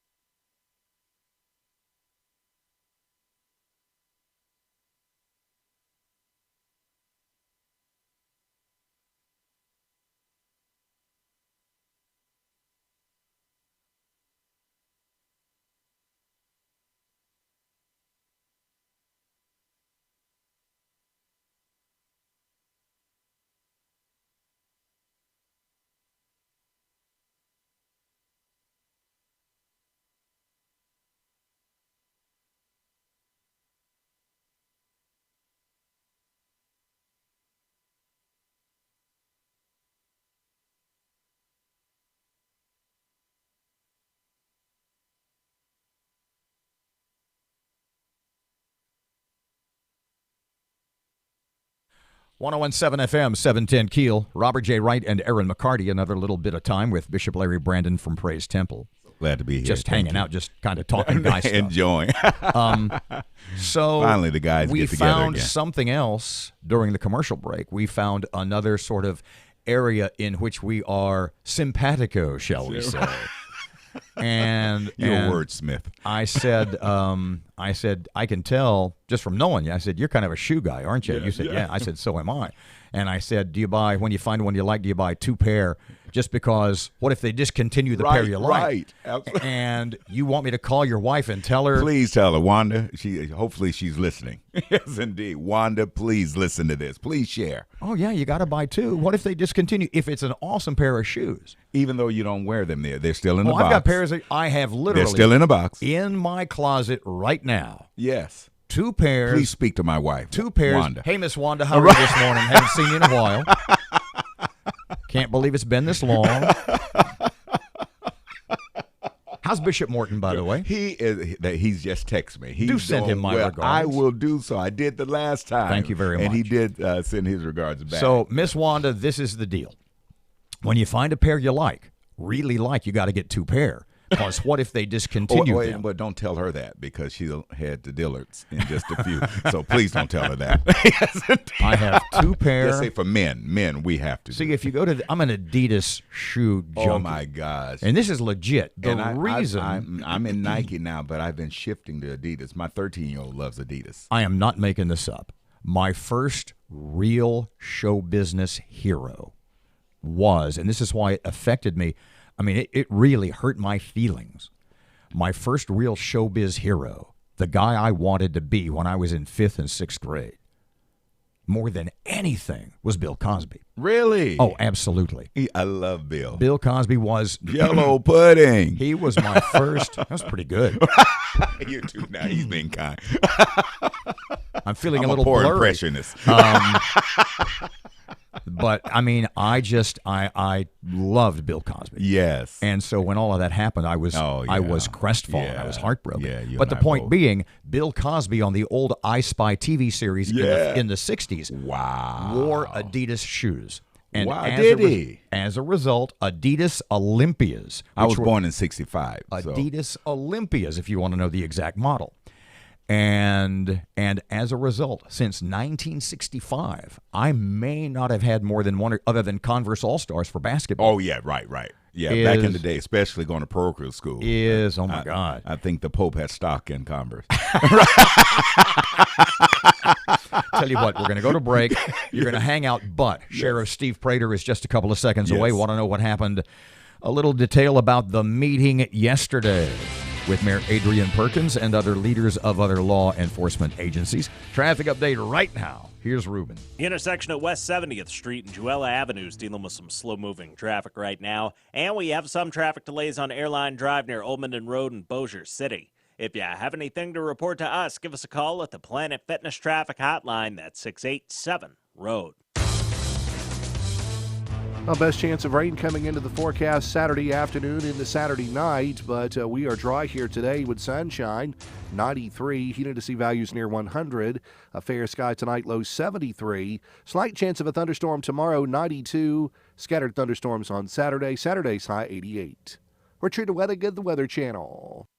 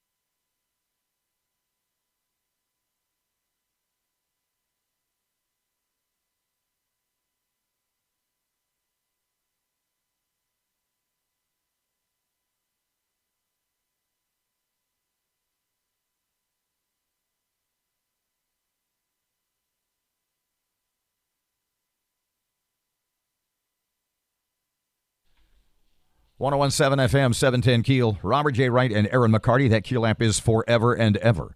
A free download ad infinitum. Free download from Office Furniture Source. Joining us for a little bit is Caddo Parish Sheriff Steve Prater. Hey, Mr. Steve, welcome back to KEEL. How you doing?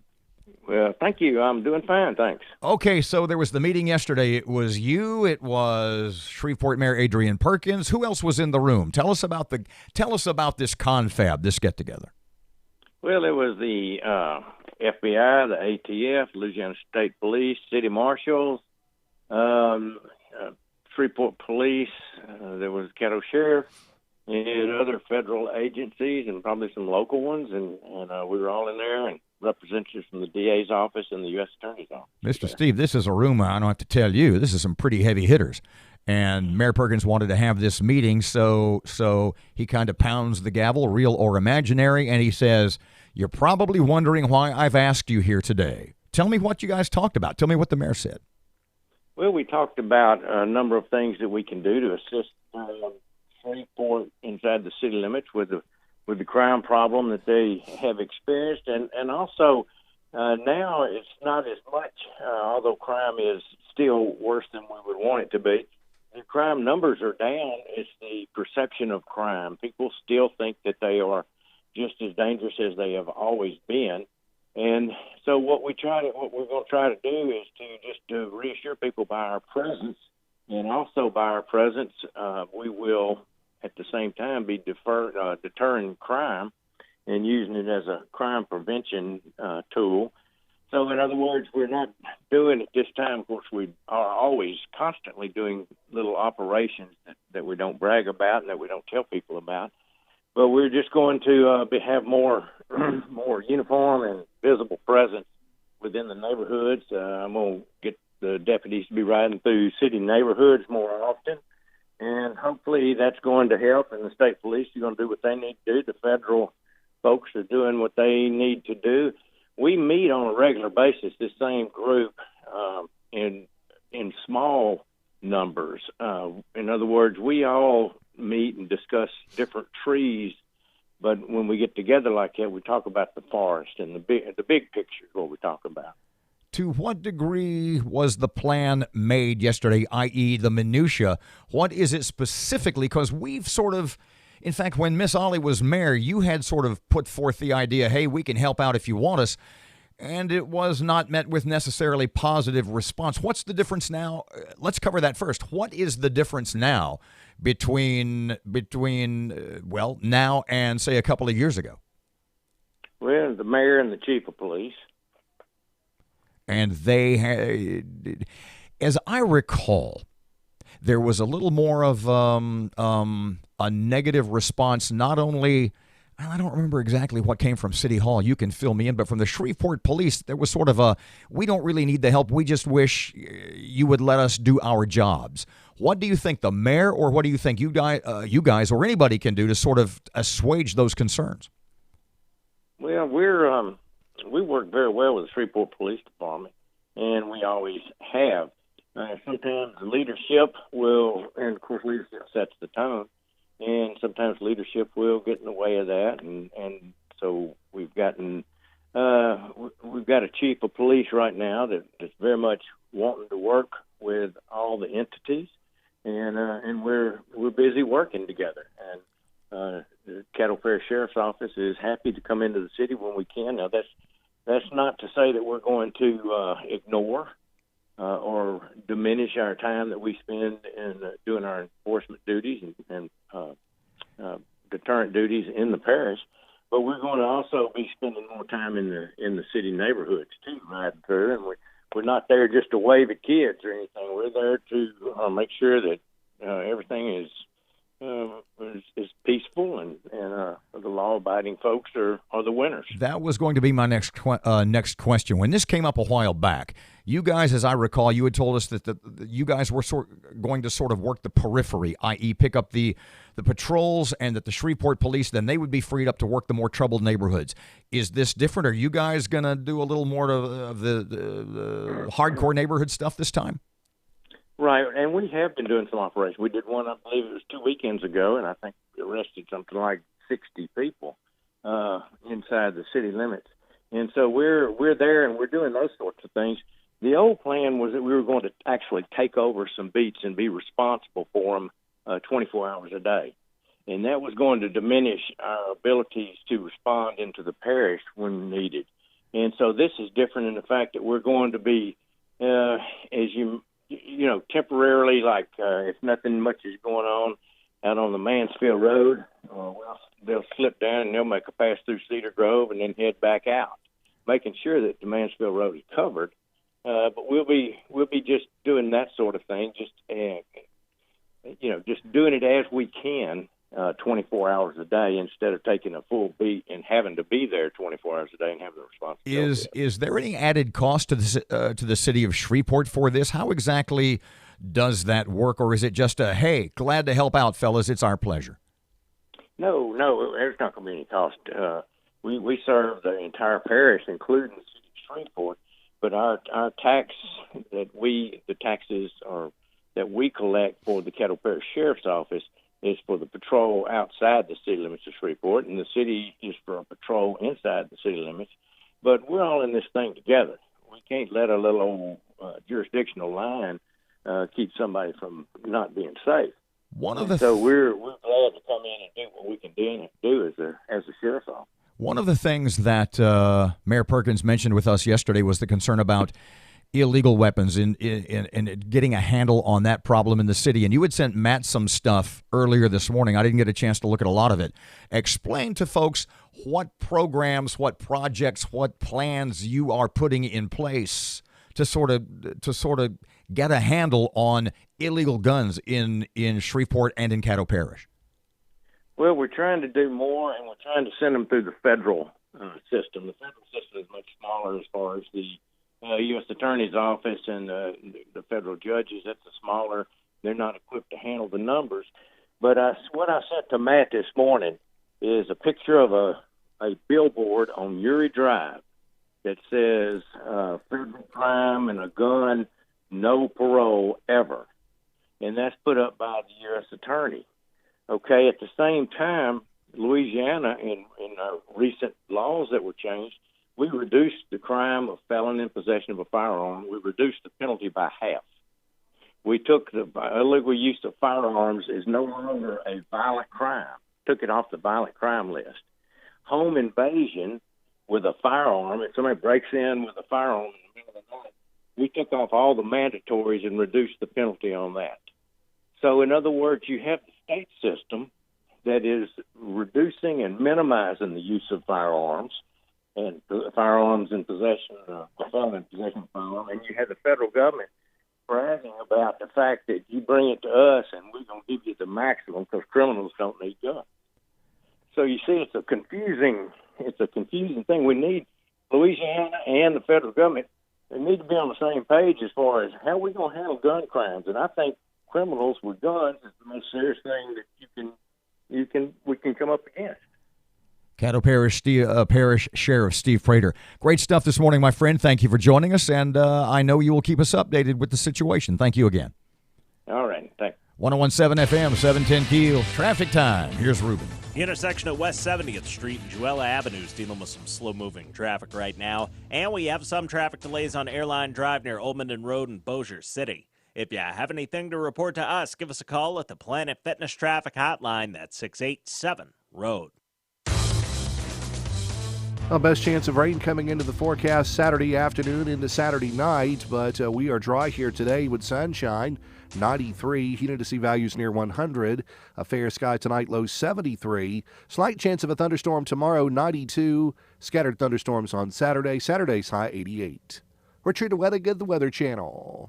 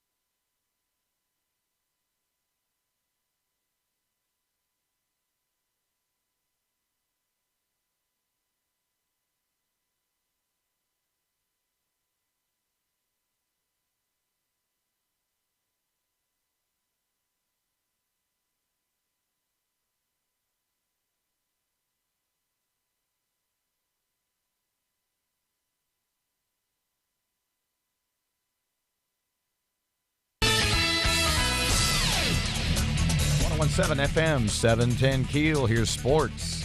Vanderbilt beats Michigan to win the College World Series. Vandy dominated the game, winning 8-2. In Gold Cup soccer action, the U.S. men beat Panama 1-0. The NCAA is tightening up its transfer guidelines for basketball player, putting limits on players gaining immediate eligibility.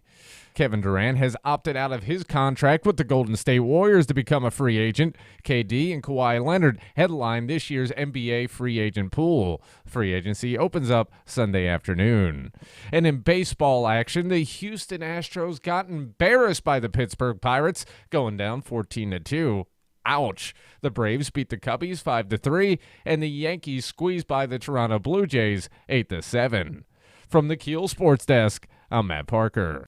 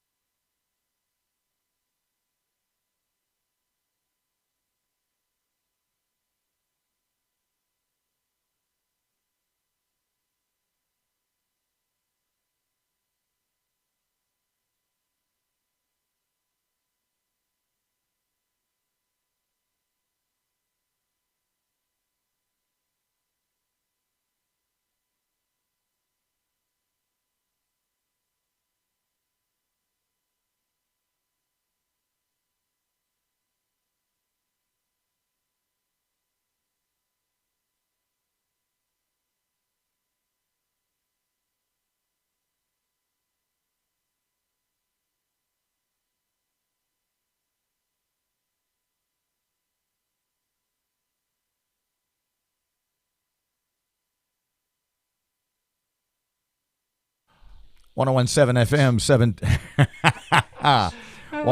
FM and 710 Keel. Robert J. Wright and Erin McCarty. Greg Adams just walked in. You can open that mic on that side. He can yell toward the mic. And he had push pins in his mouth. But when I first looked up, I thought, oh, my God, Greg was in a fight and lost half of his teeth. It was really strange. And he's hanging. Today is Matt's birthday. And I wonder if I can get that on camera so people can see. It's pretty awesome. They're like little ninja. It's like a little ninja happy birthday sign thing. Well, it's our little boy's birthday, so we got a Lego happy birthday. I've got party masks for everybody, Batman party masks. Awesome. I love Batman. I refer to him as the Batman, but I'm old school. So we've got those. Yeah. And then we got the birthday presents. Holy Is it a cow. functional computer? What did you bring? This is awesome. So we got your cowboy hat. Oh, people don't know my anger towards cowboy hats. Yeah, I know you hate cowboy hats. Well, I hate people who aren't cowboys who wear cowboy hats. I don't know if that's on the camera. But And this is, you're showing it. I thought it was for me. My Little Pony. Yeah. Your My Little Pony gift. So there we go. Happy birthday. This is the most random collection of items, but it definitely makes me happier than the events of this morning. So Two things thank you need to know about Matt is he doesn't wear cowboy hats. I hate people who aren't cowboys who wear cowboys hats. It just drives me nuts. Ooh, look at me. I'm wearing a fashion statement hat, and it makes me look cool. No, it makes you look like an idiot. Unless you're out in the field, working, actually doing manual labor, you are not a cowboy. Quit dressing like an idiot. That and you're not much of a dancer. Oh, no, I hate dancing. Real men curse, they sweat, and they drink. They don't dance. So, what are you doing for your birthday? Not going dancing in a cowboy hat.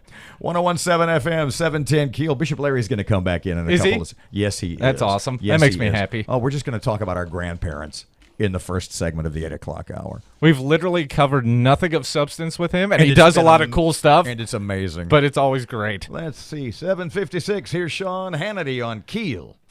Your morning cup of Sean.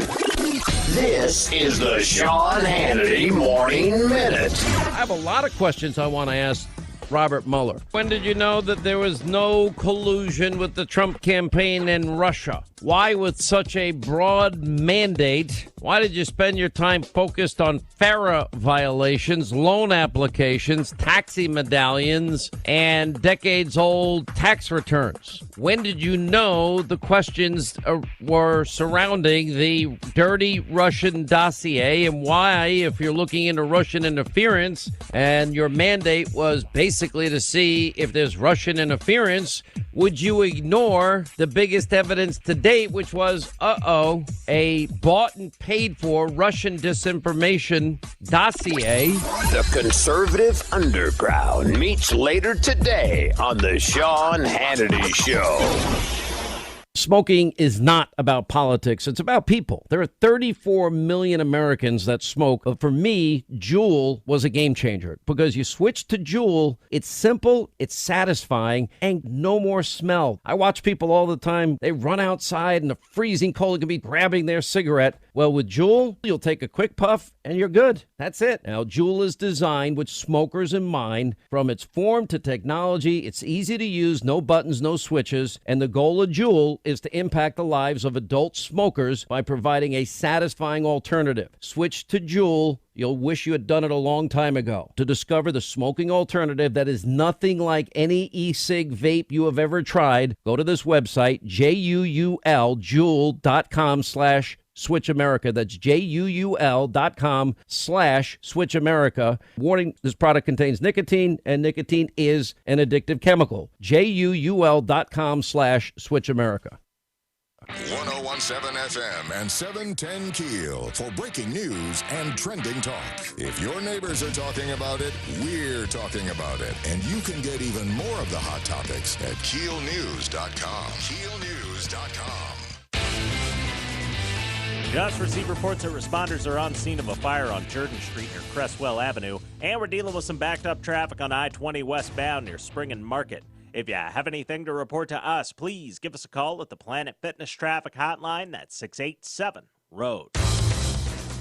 Well, best chance of rain coming into the forecast Saturday afternoon into Saturday night, but we are dry here today with sunshine.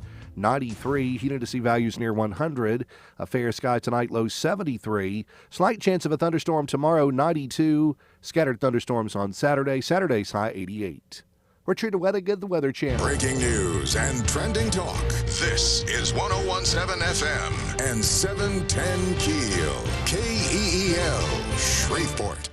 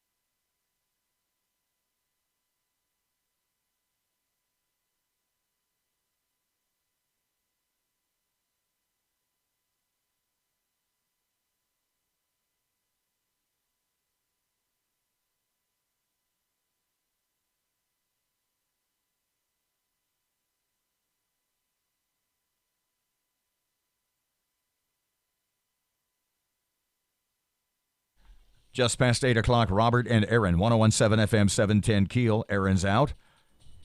Award winner. You know, we talked with her earlier this morning. I may want to replay that. Plus, Matt has news. He'll cover that first. Yep. Adrian, the mayor, had a meeting with law enforcement agents. Some interesting things came out of that. We'll have some details. Strong storms last night knocked out power to thousands. We'll have an update on what's going on there. And Spar improving Independence Stadium. Bishop Larry, our good fortune, did not go away. A little more chat with the Praise Temple boss in a couple of seconds.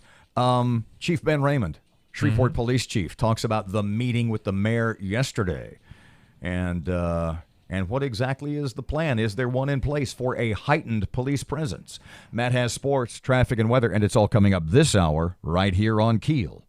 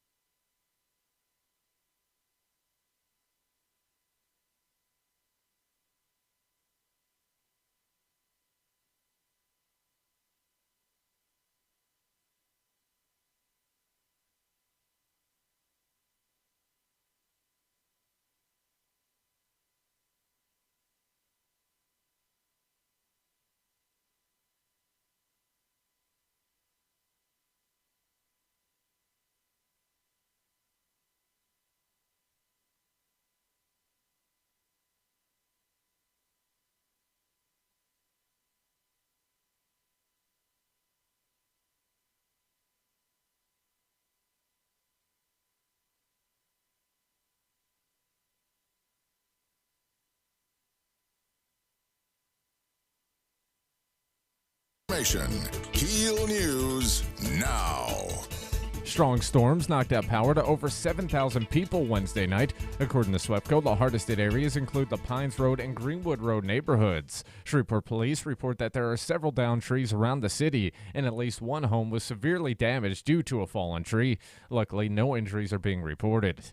Mayor Adrian Perkins met with local law enforcement agencies in an effort to reduce crime. While the general topic of the meeting was public safety, there was a focus on getting illegal guns off the street. Perkins says that crime is down in the city, but we can do better. After the meeting, Sheriff Steve Prater says that he will be increasing his presence in the city and parish.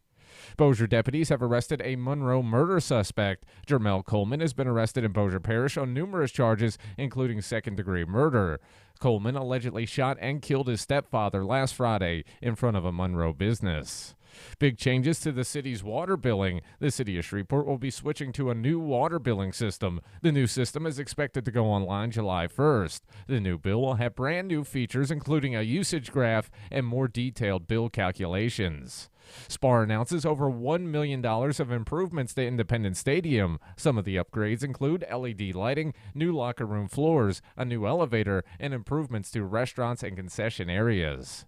Bass fishing has been okayed as a trial sport for the Louisiana High School Association. Matt Doyle has that story. When surveyed, 173 schools told the LHSAA they'd love to make bass fishing an official sport. Assistant Executive Director Adam McDowell says he was shocked after speaking to a prep-age fishing organizer about the popularity of the competitions. Now, you realize that for our club fishing tournaments, we have the greatest number of our prep or high school age anglers are out of the state of Louisiana. The state will host 4 regional tournaments in March and a championship in early April, and the waters could be packed. Region 2, which will be out there at Toledo Bend, that one may have 200 boats in it. I'm Matt Doyle.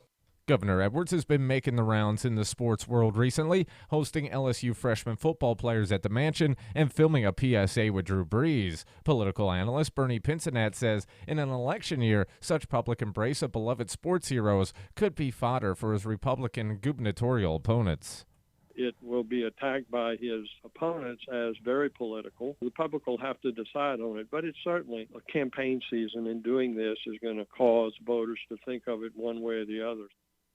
The Breeze PSA promotes the recently signed Veterans First business initiative, which offers assistance to veterans or their surviving families who are pursuing entrepreneurial dreams. And a safety checkpoint this weekend in Shreveport. Shreveport Police will be conducting a checkpoint Friday night in the city. Officers will be looking for impaired drivers and other safety violations. And this is a story you don't see every day. A 73-year-old woman in Pennsylvania had to kill a 6-foot-long cobra on her porch. Apparently, the cobra escaped from a neighbor's home and was attacking the neighborhood. Luckily, the woman was not hurt in the encounter. From 101.7 FM and 710 KEEL, I'm Matt Parker.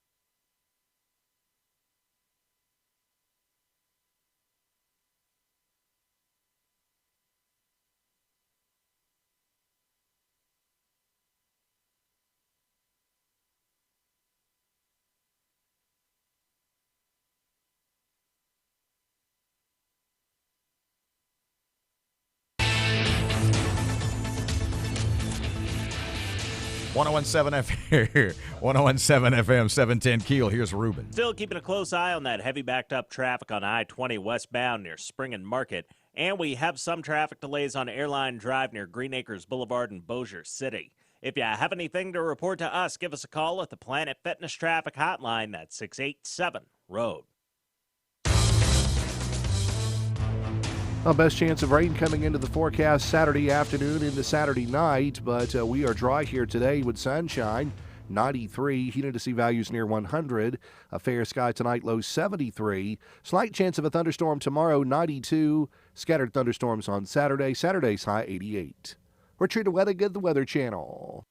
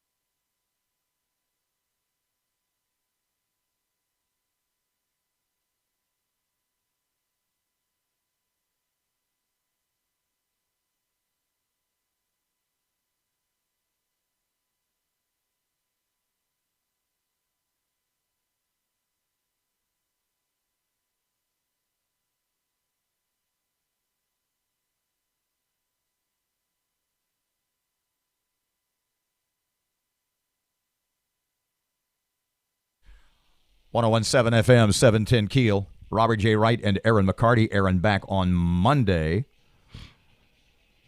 More on her major award. It was a pretty big deal. Just a bit later. Bishop Larry Brandon back for another segment. We're just talking about restaurants and food. So I've convinced you to try Tempo Eatery at the downtown airport. Tempo Eatery. Megan Chavez. Oh, my God. Larry Yes. English was, I'll mention his name. Larry English was there one day. And you mentioned a meatloaf on yams. Okay, Candied meatloaf. yams. You got a choice, either yams or greens. Uh-huh. And then it's a blueberry barbecue sauce, like a blueberry. Blueberry. Yes, it's amazing. And I've then- never had blueberry barbecue. And then a fried egg on top. Really? Yeah. I'll have the yams and the greens. That's what I had them do last Did time. you? Yes, I said, See. could you split? Yes. Oh, yeah. Oh my gosh, this sounds so tasty. I'm And see about the to short I'm ribs about to someday? gain all my pounds back. It's no. Right. You got to look. Scott Musket of the Mudbugs told me this. He said, because he had lost a lot of weight at one point, and he said, once a week you need to blow it up. I said, why? He said, you need to speed up your metabolism. Oh, got you. I refer to it as a treat day instead of cheat day. No. I can justify this for you. Work with Here me. we go. And the other place is the Quirby's Grill. Is the Oh, Grill at yeah. Quirby's Golf Yes, Course. I'm just hearing this. And I said they've got a couple or three little old black ladies working in there, Yes. and they put vinegar in the greens. And Vinegar. Now that's the way my grandmama did it. Oh. My grandmother, she made tea cakes. I'm not sure what's happening today, but she used to leave. He's about to walk us down this trail of how society is unraveling. Right, absolutely. And you can See, tell come on. the world is coming apart, and it starts in the kitchen. Absolutely. She used to make chicken, fried chicken, and put it in the bread box on bread, and it would last for several days. And I used to go in. There's no chicken like Grandmama's day-old chicken, and tea cakes, and you name it. And of course, Sunday dinner she prepared on Saturday nights. What was your favorite? My nani was what we called my grandmother. Yes. What was your favorite go to your grandmother's house for dinner meal? Oh, of course, Sundays. Yeah. After church on Sunday. What did she make? What did she make? Oh, she made. You're making me hungry. As the older people back in the day used to say, a mess of this and a mess of that. She had black-eyed peas. She would make purple hull peas. She would make, of course, greens. You had to have greens.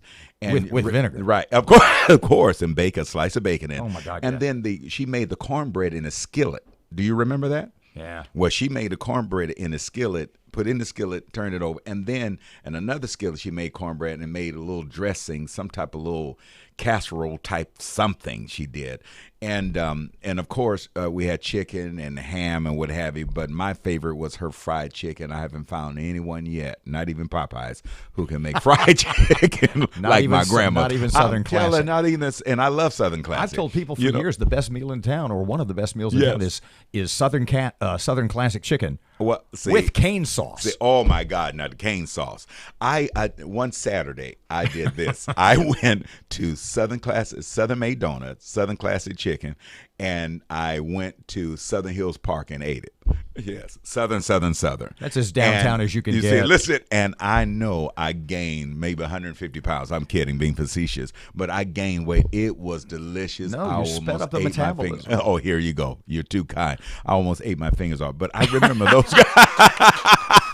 I remember those days of Grandma and Grandpa's, and just going to grandmother, and she, you know how back then they wore their aprons and what have you. Oh, yeah. And I can just see that, and I can almost smell the aroma of Sunday dinner. Did your grandma, did your nanny, did your grandmother, did she like bake with the oven door about this far open? And you would go into I don't understand why, but yes. And you would go into the kitchen and it would be like 350 degrees. Right. She's sweating and everything else.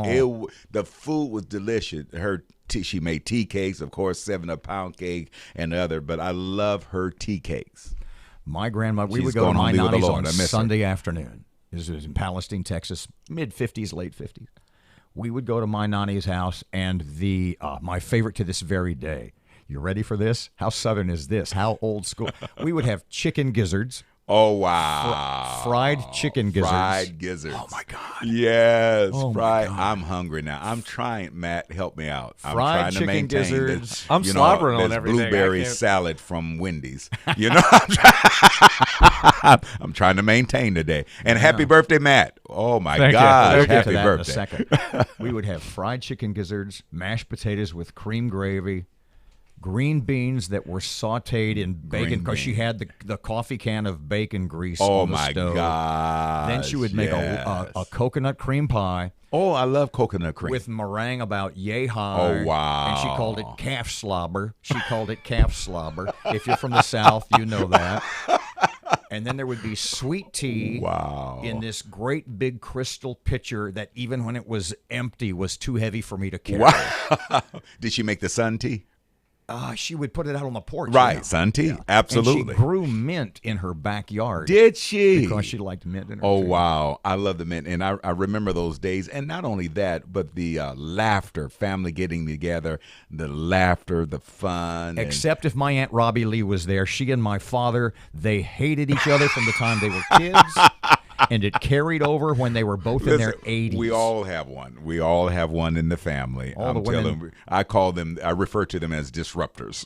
So we all have them. So it's Matt's I won't birthday. call any names because my particular aunt says she's still alive, and I won't call any names because I don't want her to disrupt when I go back to California. Matt's birthday today. Matt's birthday. Happy birthday. 32 Happy birthday years to old you. today. Happy birthday to you. Happy were you birthday, doing? dear Matt. Happy birthday to you. Melisma. That's Go the ahead. word for that, by Go- the way. go Melisma is no note left unsung. What Beyonce does.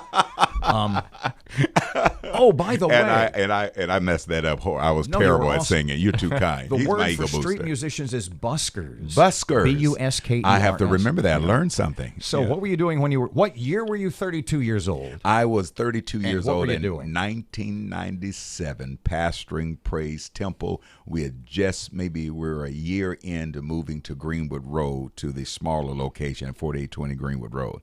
And so we were just finding our way. Really finding our way, and we had maybe 60 people at the time, and just finding our way and growing from there, doing missions and ministry work. And 1997 was a fun year as well, and I definitely remember that particular year. And Bishop Morton that year preached for us a 2-night revival, and that's unheard of. He normally does 1 night, but he preached for us a 2-night revival. My pastor, Bishop Paul Sylvester Morton. And I remember those times, and we were, of course, praying for the plaza where we are now. We didn't move into the plaza until 2002, but in 97, I remember praying for the plaza, developing ministry, developing people, and Is now there here part I of am, that an that old you man. miss? Think that when you look back 25 years ago or whatever it is, and 30 years ago, and you're thinking, is there part of you that misses that struggle? I.e., will I be open this Sunday? Can I make it another week? Oh my gosh, I don't miss it, but I do I do remember it, and Fondly. But it was right. But it was a great time because it really challenged my faith. And not only my faith, but my commitment was I really committed to this? Was the leadership really committed to this? And of course, I would give, as if I was an educator, I would give a letter grade to all of my leaders, an A++, because again, we all came together, we all sacrificed, because it was about people. My definition of ministry is people. It has to be about people. It's not about buildings, budgets, and baptisms, but it's about people. And I'm just grateful. I have a great group of people at Praise Temple that helps, and even with the team that serves over the Northwest Louisiana Community Development Corporation, it all makes it worthwhile just to see someone smile, just to see someone's life change, just to see someone's life improve is all. I mean, it means the world to me. And so I'm just excited for the time. And we began in 1992. Yeah. We started in 1992, March 24th, with 7 people.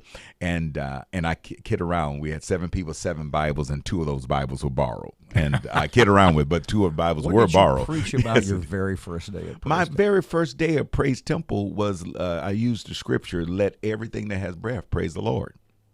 Praise Temple, and that's of course Psalms 150 verse 6, and I just shared about praise in the temple, and that was the very, very first message, and it was on an Easter Sunday of 1992. We started March 24th with prayer, and then organized in 1992 that Easter Sunday. I believe it was the first Sunday of April that particular year, and we borrowed a church to have our first service. There are guests that we have. I'm talking to Matt now, so just pretend we're not talking about Okay. it. There are guests we have, and I get so involved in what they're saying, and they are far and few between, or few and far and in between, as I had an ex-wife used to say.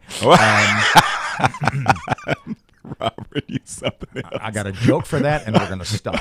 But there are guests in whom I get so involved, or with whom that I literally forget I'm on the radio. Wow. And forget about what I'm going to ask next. I don't even think about it. I'm just listening. It is always such a wonder. It's such an awesome day to have you in. Well, thank you so much for having me. It's been a joy, and again, it's a highlight. And to receive a text or call from you or Matt, it just I would rearrange my schedule at any time. 25 years down, 25 to go. Yeah, 20. I received. Well, I won't say 25 to go because I'm planning to retire soon. No. Soon means 20. Yeah. Right. Bishop Larry. In preacher language, right? It's like dog ears. Bishop Larry is Matt Brandon, still Grace wrestling? Temple, Is he Shreveport still is wrestling? On Greenwood Road. A pleasure as always, my friend. Thank you. I appreciate it. 1017 FM 710 Keel. Here's Ruben. Still keeping a close eye on that heavy backed up traffic on I-20 westbound near Spring and Market. And we have some traffic delays on Airline Drive near Green Acres Boulevard in Bossier City. If you have anything to report to us, give us a call at the Planet Fitness Traffic Hotline. That's 687-ROAD. Well, best chance of rain coming into the forecast Saturday afternoon into Saturday night, but we are dry here today with sunshine. 93, humidity values near 100. A fair sky tonight, low 73. Slight chance of a thunderstorm tomorrow, 92. Scattered thunderstorms on Saturday. Saturday's high 88. Richard Wettigan, the Weather Channel.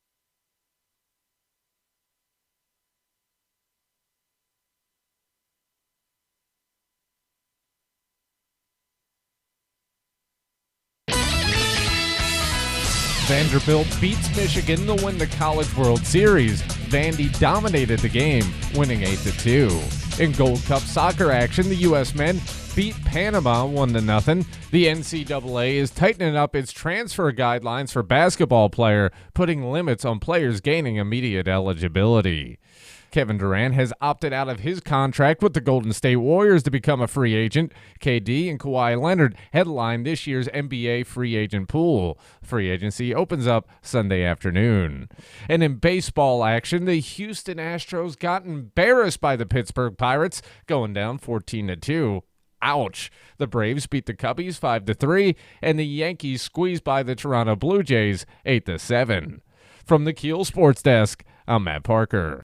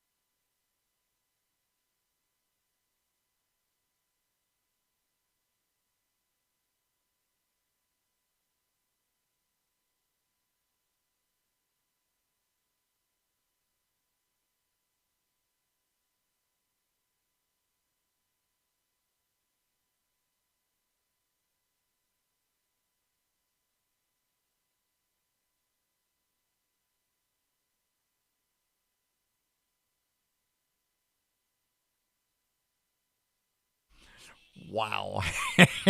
I hate 1017 FM, 710 Keel. Robert J. Wright and Erin McCarty. Erin in 1, 2, 3. New York City. And you put a little like an interrogative inflection at the end that made it sound awesome. Like, I can't believe I'm here. And she got That's her, real?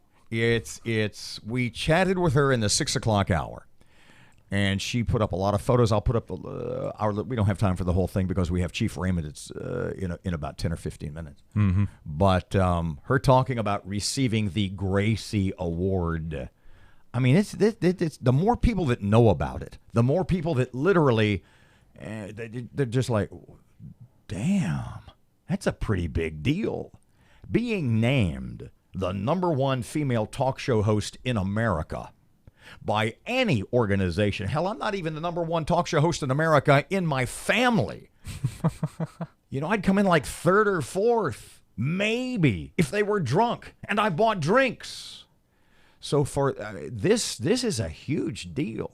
And to repeat once again, the Gracie Awards Alliance for Women in Media. It's a national organization, radio, TV, digital, and a number of other various folks. Mm-hmm. And she was named #1 female talk show host in America, medium market, co-host format, non-syndicated. And that's a pretty damn big deal. You know what else is a pretty damn big deal? You and I, we made the program. 1017 FM, 710 Keel. Yeah, but they spelled Matt with 1 T and they spelled Robert Roger. It always happens. 1017 FM, 710 Keel. Here's Ruben. Still keeping a close eye on that heavy backed up traffic on I-20 westbound near Spring and Market. And we have some traffic delays on Airline Drive near Green Acres Boulevard in Bossier City. If you have anything to report to us, give us a call at the Planet Fitness Traffic Hotline. That's 687-ROAD. Well, best chance of rain coming into the forecast Saturday afternoon into Saturday night, but we are dry here today with sunshine. 93, humidity values near 100. A fair sky tonight, low 73. Slight chance of a thunderstorm tomorrow, 92. Scattered thunderstorms on Saturday. Saturday's high 88. Richard Wedigan, the Weather Channel.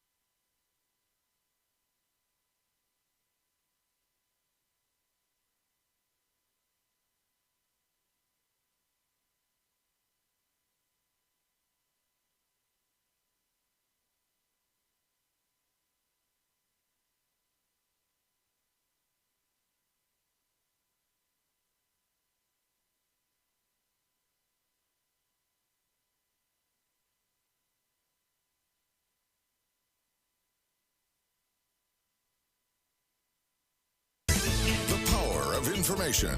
KEEL News now.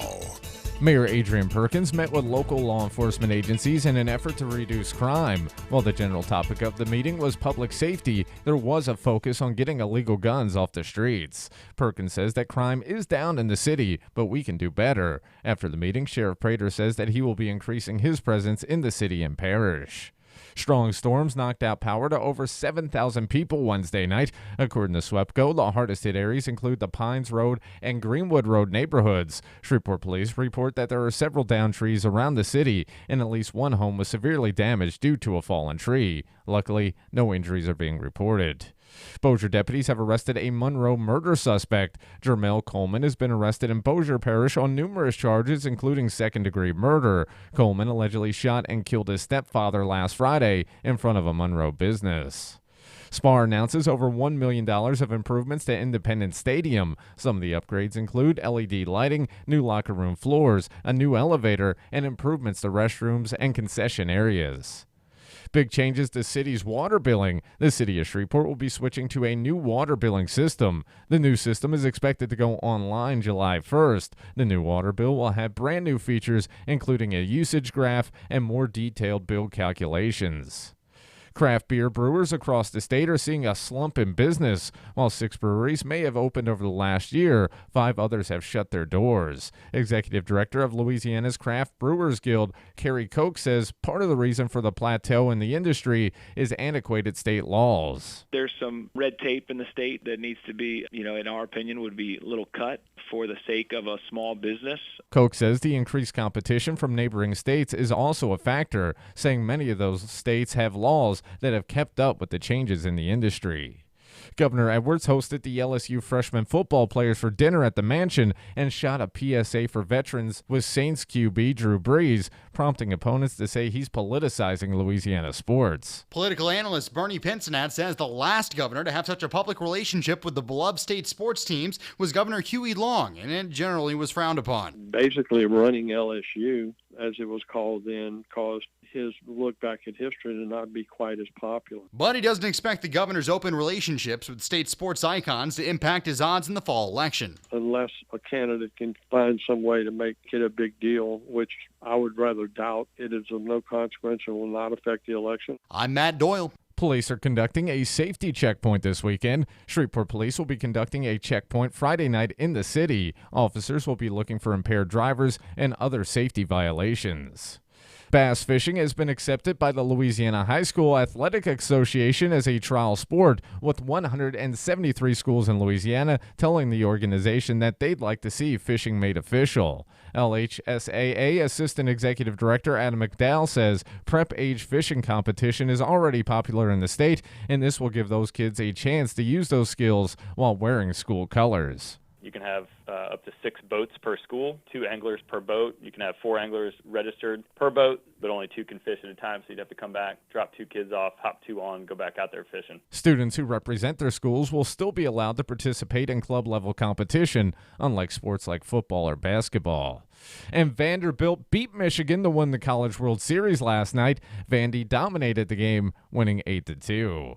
From 101.7 FM and 710 KEEL, I'm Matt Parker.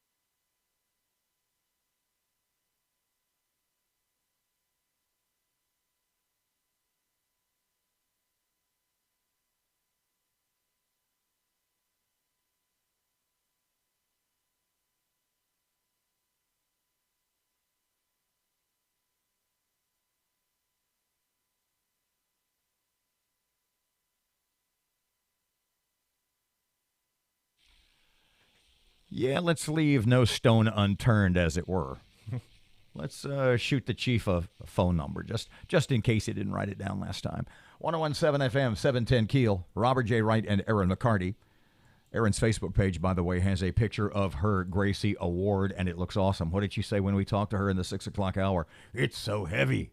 She's going to leave it in the hotel room. Yeah, leave it in the bathroom. I think she will, because that's where she puts it. She can sit there and look at her award. Okay, that was horrible. I am pretty awesome. I mean, I'm sitting there. I was just walking. We go to breaks, and I do laps around the room, the building and stuff. And it occurred to me as I'm doing my last little lap around the building how awesome I am, and I will explain. Don't hurt yourself over there. No, this will take time. If you judge someone by their friends, I'm an amazing human being. Yeah. A friend of mine who works here said to me a couple of days ago, because he has sort of been hanging out with me and my other friends, my best friends of late. Say I have 4 of their best friends. And the point is that for a variety of, he said, your friends are pretty awesome. I said, each of them is in one or more ways better than me. That's why they're my friends. It's for you've met most of them, and I shan't run their names down, but they're basically my golfing group, and all of them are awesome, and they are better men than me in particular ways that I won't take time to mention, but they are. Sort of as a caveat to that, over the last few years, two gentlemen who have become my very good friends are Bishop Larry Brandon from Praise Temple and Dr. Pat Day from First United Methodist. And if you judge a guy by their friends, I'm pretty awesome because those two are amazing. Dr. Pat was in yesterday to do his recording stuff, and we always hang out and we have these marvelous conversations. And how long ago was it? A couple or 3 years maybe. They were both. It was the St. Vincent de Paul Society fundraiser, and I was there. And the two speakers for the evening were Bishop Larry and Dr. Pat. And Bishop Larry was the next to last speaker.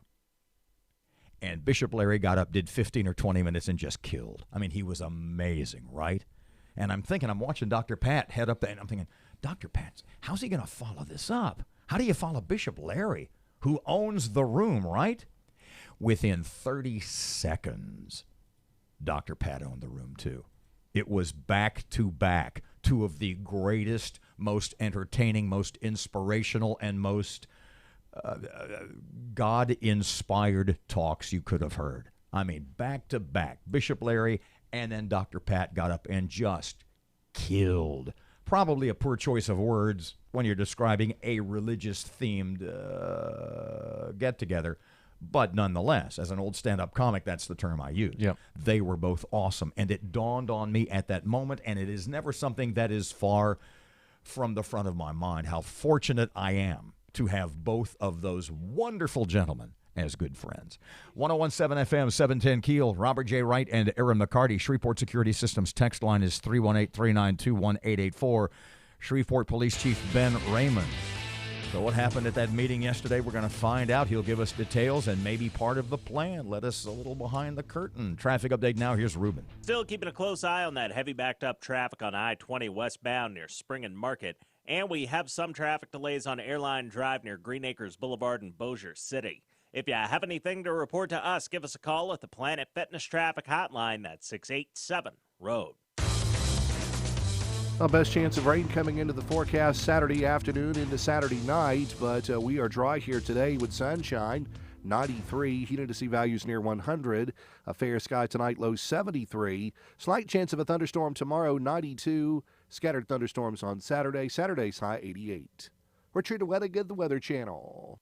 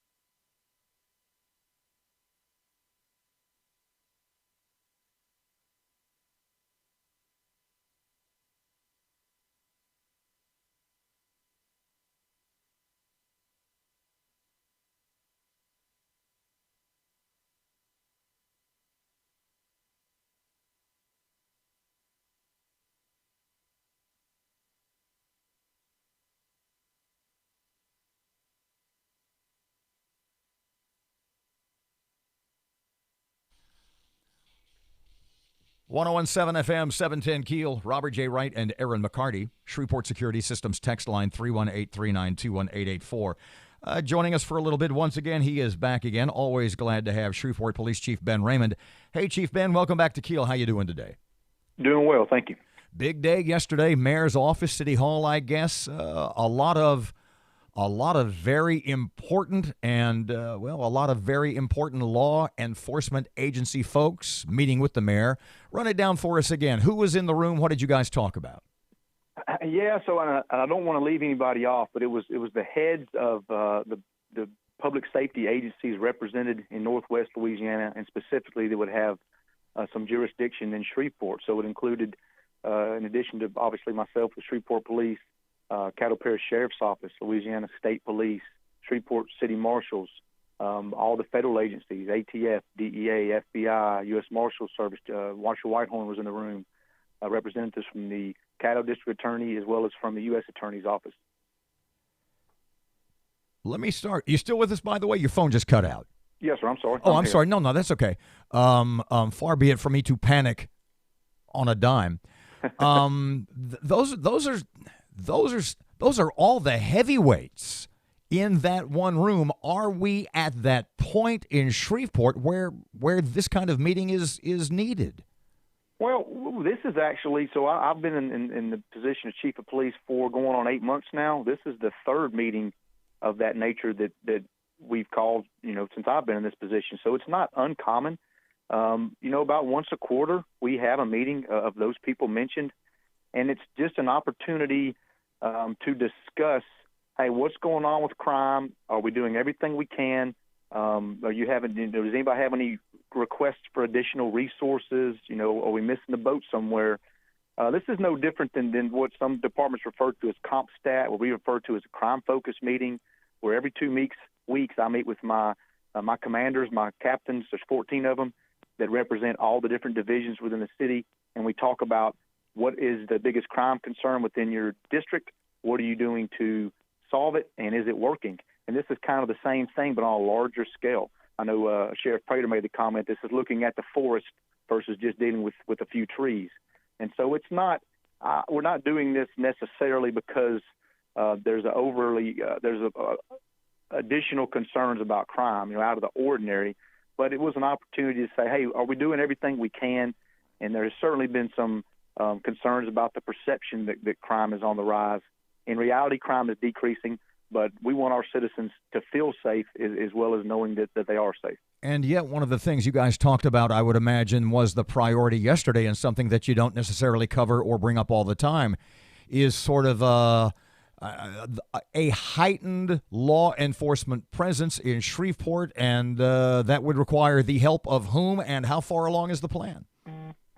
Yeah, so we were just asking all the agencies I mentioned, have agents, deputies, troopers, officers, marshals that work within our jurisdiction. And it was just asking for additional support and for visibility.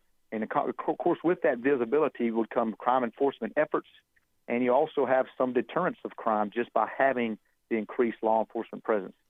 So Sheriff Prater certainly said, he would ask his deputies or have his deputies provide more patrol, more routine patrol to include inside the city limits. The state police is certainly looking at their resources and what they might could allocate. And it wasn't really, we didn't go to the meeting and say, hey, we need you to mandate your agency to do this, or we need you to tell us exactly how many people you can provide us. It was, again, more of an opportunity. Let's just share some concerns with you, and I'm actually going to get some additional information back to those department heads about some of our crime stats. When are we having the highest number of calls for service? What areas appear to have the highest crime rates? And let them kind of determine, okay, we could probably afford to put a few more people in your area during these specific times. So, again, it's kind of taken an all-hands-in approach to increasing the presence of law enforcement in our city. So what kind of particulars can you share with us as far as numbers of concerned, time frame? When will people notice these things around the city, if they're noticeable at all? Well, and good key point you made, that if they're noticeable at all, we have special operations we run all the time, where we have an additional 10 to 15 officers on the streets that I don't know that anybody particularly knows that. So if you see a police car drive by your house, you're not going to know, is that an officer that works here every day, or is that a special operation? But if you see a Caddo deputy or a Louisiana State trooper or somewhere that appears to work for a federal law enforcement agency, that might be out of the ordinary for you. So we're hoping that people notice the increased presence, and we're looking at within the next couple of weeks, starting this initiative off. Again, I've got some additional information I need to provide those department heads.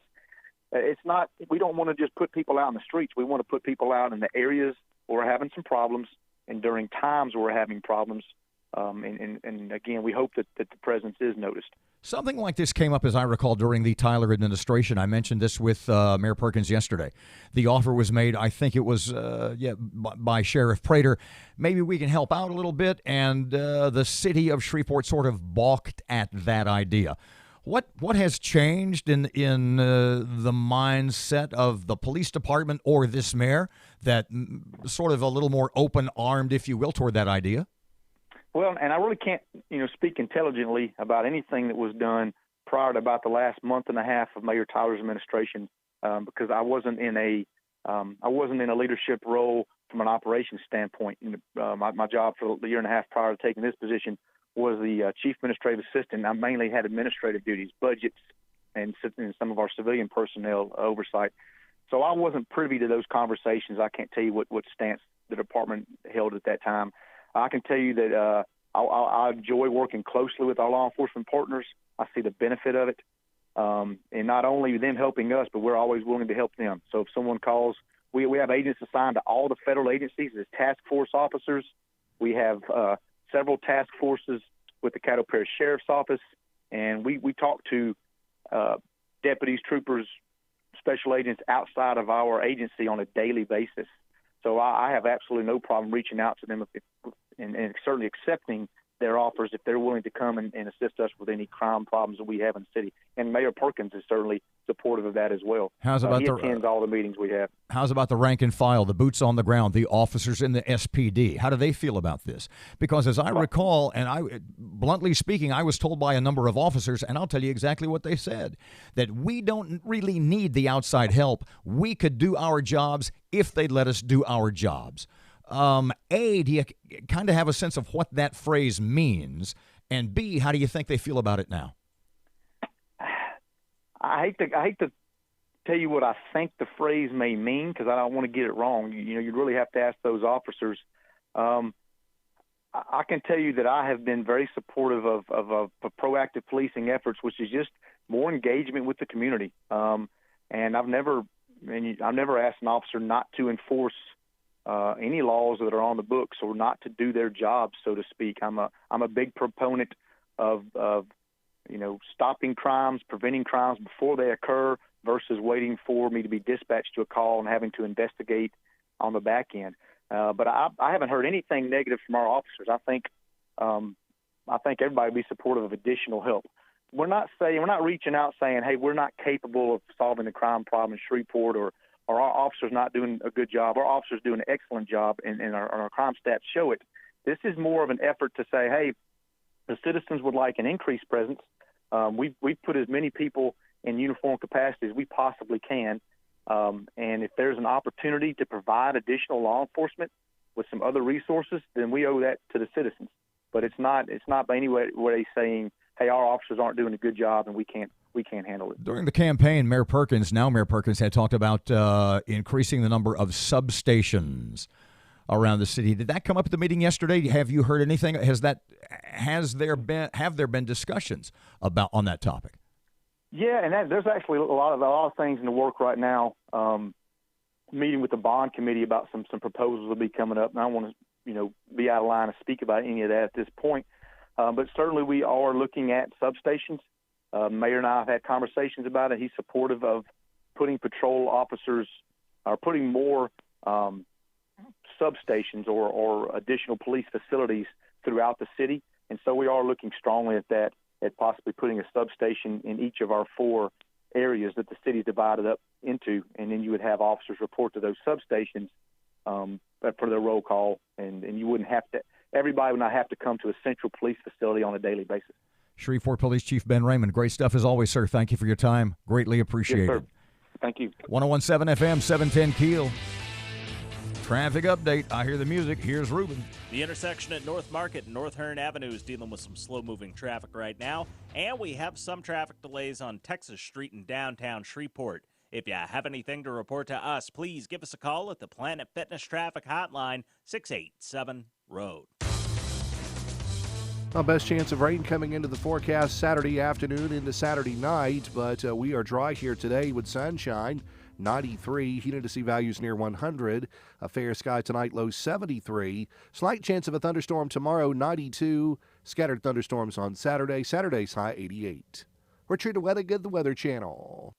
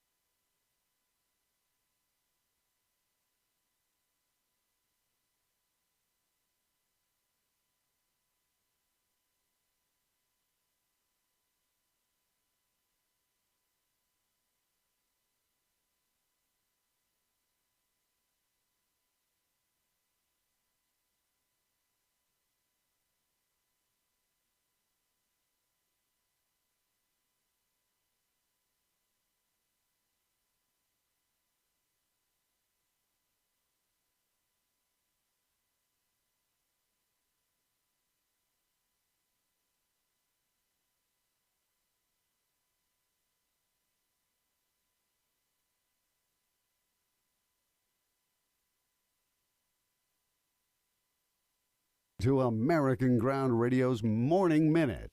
Well, the bombastic, not-so-gentle lady from Los Angeles, Congresswoman Maxine Waters, is at it again on Twitter, accusing President Trump of trying to initiate a war with the world's leading sponsor of terrorism, Iran. One should really take the time to endure reading Waters' angry tweets, as they sound like they're coming from the Iranian government than a United States Congresswoman.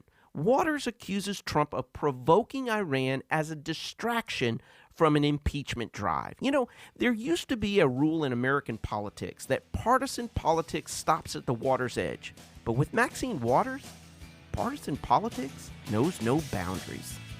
American Ground Radio, where building a better America begins with building a better us. Return each weeknight from 6 to 7 p.m. with Louis R. Avalone and Stephen Parr on 101.7 FM and 710 KEEL and streaming live at KEELnews.com.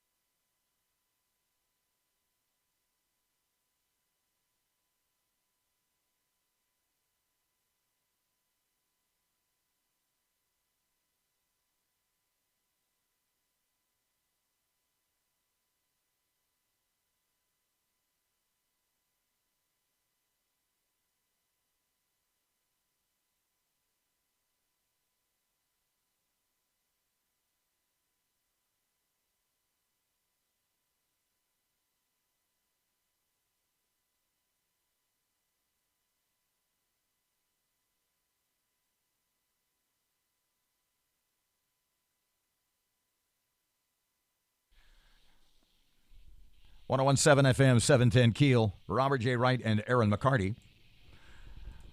We had a chat with Erin earlier this morning from New York City. And she described the luncheon yesterday, the awards luncheon, and getting the Gracie Award. And there's photos, and I'll sort of combine all of that on the website just a bit later, so she can talk about and her trip to. I'm not going to say it again. I mean, I do it. I make myself angry. New York City. Happy birthday, by the way. Thank Big you. plans Thank you. Today. What are you doing? I got to work most of the day, so I'm just having a nice little dinner with my parents. The big Matt Parker birthday bash is Friday or Saturday evening. Friday. And I will be out of town because this time tomorrow. It's by design. I was going to bring that up. I didn't want to mention it. Well, because I'm headed to New Orleans tomorrow. That a friend of mine's daughter is getting married. I've mentioned this a couple of times. 6 p.m., Audubon Park, outdoors. Good luck. Don't die. Stay hydrated. Like Billy Nungesser said, tank top, gym shorts, umbrella. Back tomorrow morning, 6 till 9. Robert and Erin, 101.7 FM, 710 Keel. Here's Kim Commando. Samsung says that if you own one of their smart TVs, run a virus check on it. Malware has a new target, the Internet of Things, and it's going after your cameras, appliances, microwave, well, anything that's smart. Kim Commando with your Thursday Consumer Tech Update, brought to you by ButcherBox. Barbecue season is ButcherBox season. Sign up today for a big discount and free bacon at butcherbox.com/Kim. Samsung's latest smart TVs come preloaded with McAfee's antivirus software. At its core, a smart TV is simply a great display with a computer that uses the internet and runs apps. Naturally, it's susceptible to hackers and malware, and so are your other internet-connected gadgets, from your cams to your smart oven. What can you do? Run security software and keep those gadgets updated. Change any default passwords. Only download apps from reputable sources and check reviews beforehand. Just because your gadget is smart, you can't be dumb using it. I'm Kim Commando. Summer's finally here, and that means barbecue season. And if you're like me, barbecue season means Butcher Box season. From grass-fed beef to free-range organic chicken to wild-caught sockeye salmon, Butcher Box has over 20 different cuts of meat with a variety of customizable boxes to choose from. They work closely with the best farms to ensure better quality, better tasting, nutrient-dense meat with no added hormones or antibiotics ever. Butcher Box is delivered right to your door with free shipping. And a month's worth of the meat from Butcher Box comes out to less than $6 a meal. Whether you're cooking for all your friends and family or just yourself, Butcher Box has the cuts and options you need to make every meal a memorable one. Sign up now at butcherbox.com/Kim and get free bacon for the life of your subscription, plus $20 off your first box. Don't miss out. butcherbox.com/Kim, butcherbox.com/Kim. The intersection at North Market and North Hearn Avenue is dealing with some slow-moving traffic right now, and we have some traffic delays on Texas Street in downtown Shreveport. If you have anything to report to us, please give us a call at the Planet Fitness Traffic Hotline, 687-ROAD. 101.7 FM, 710 Keel. Weather Channel forecast for the day, kind of sunny, hot and humid, middle 90s. 77 at Keel, 9 o'clock. Fox News up next, then Moon. Breaking news and trending talk. KEEL, 710 AM and K269GO, 101.7 FM, Shreveport.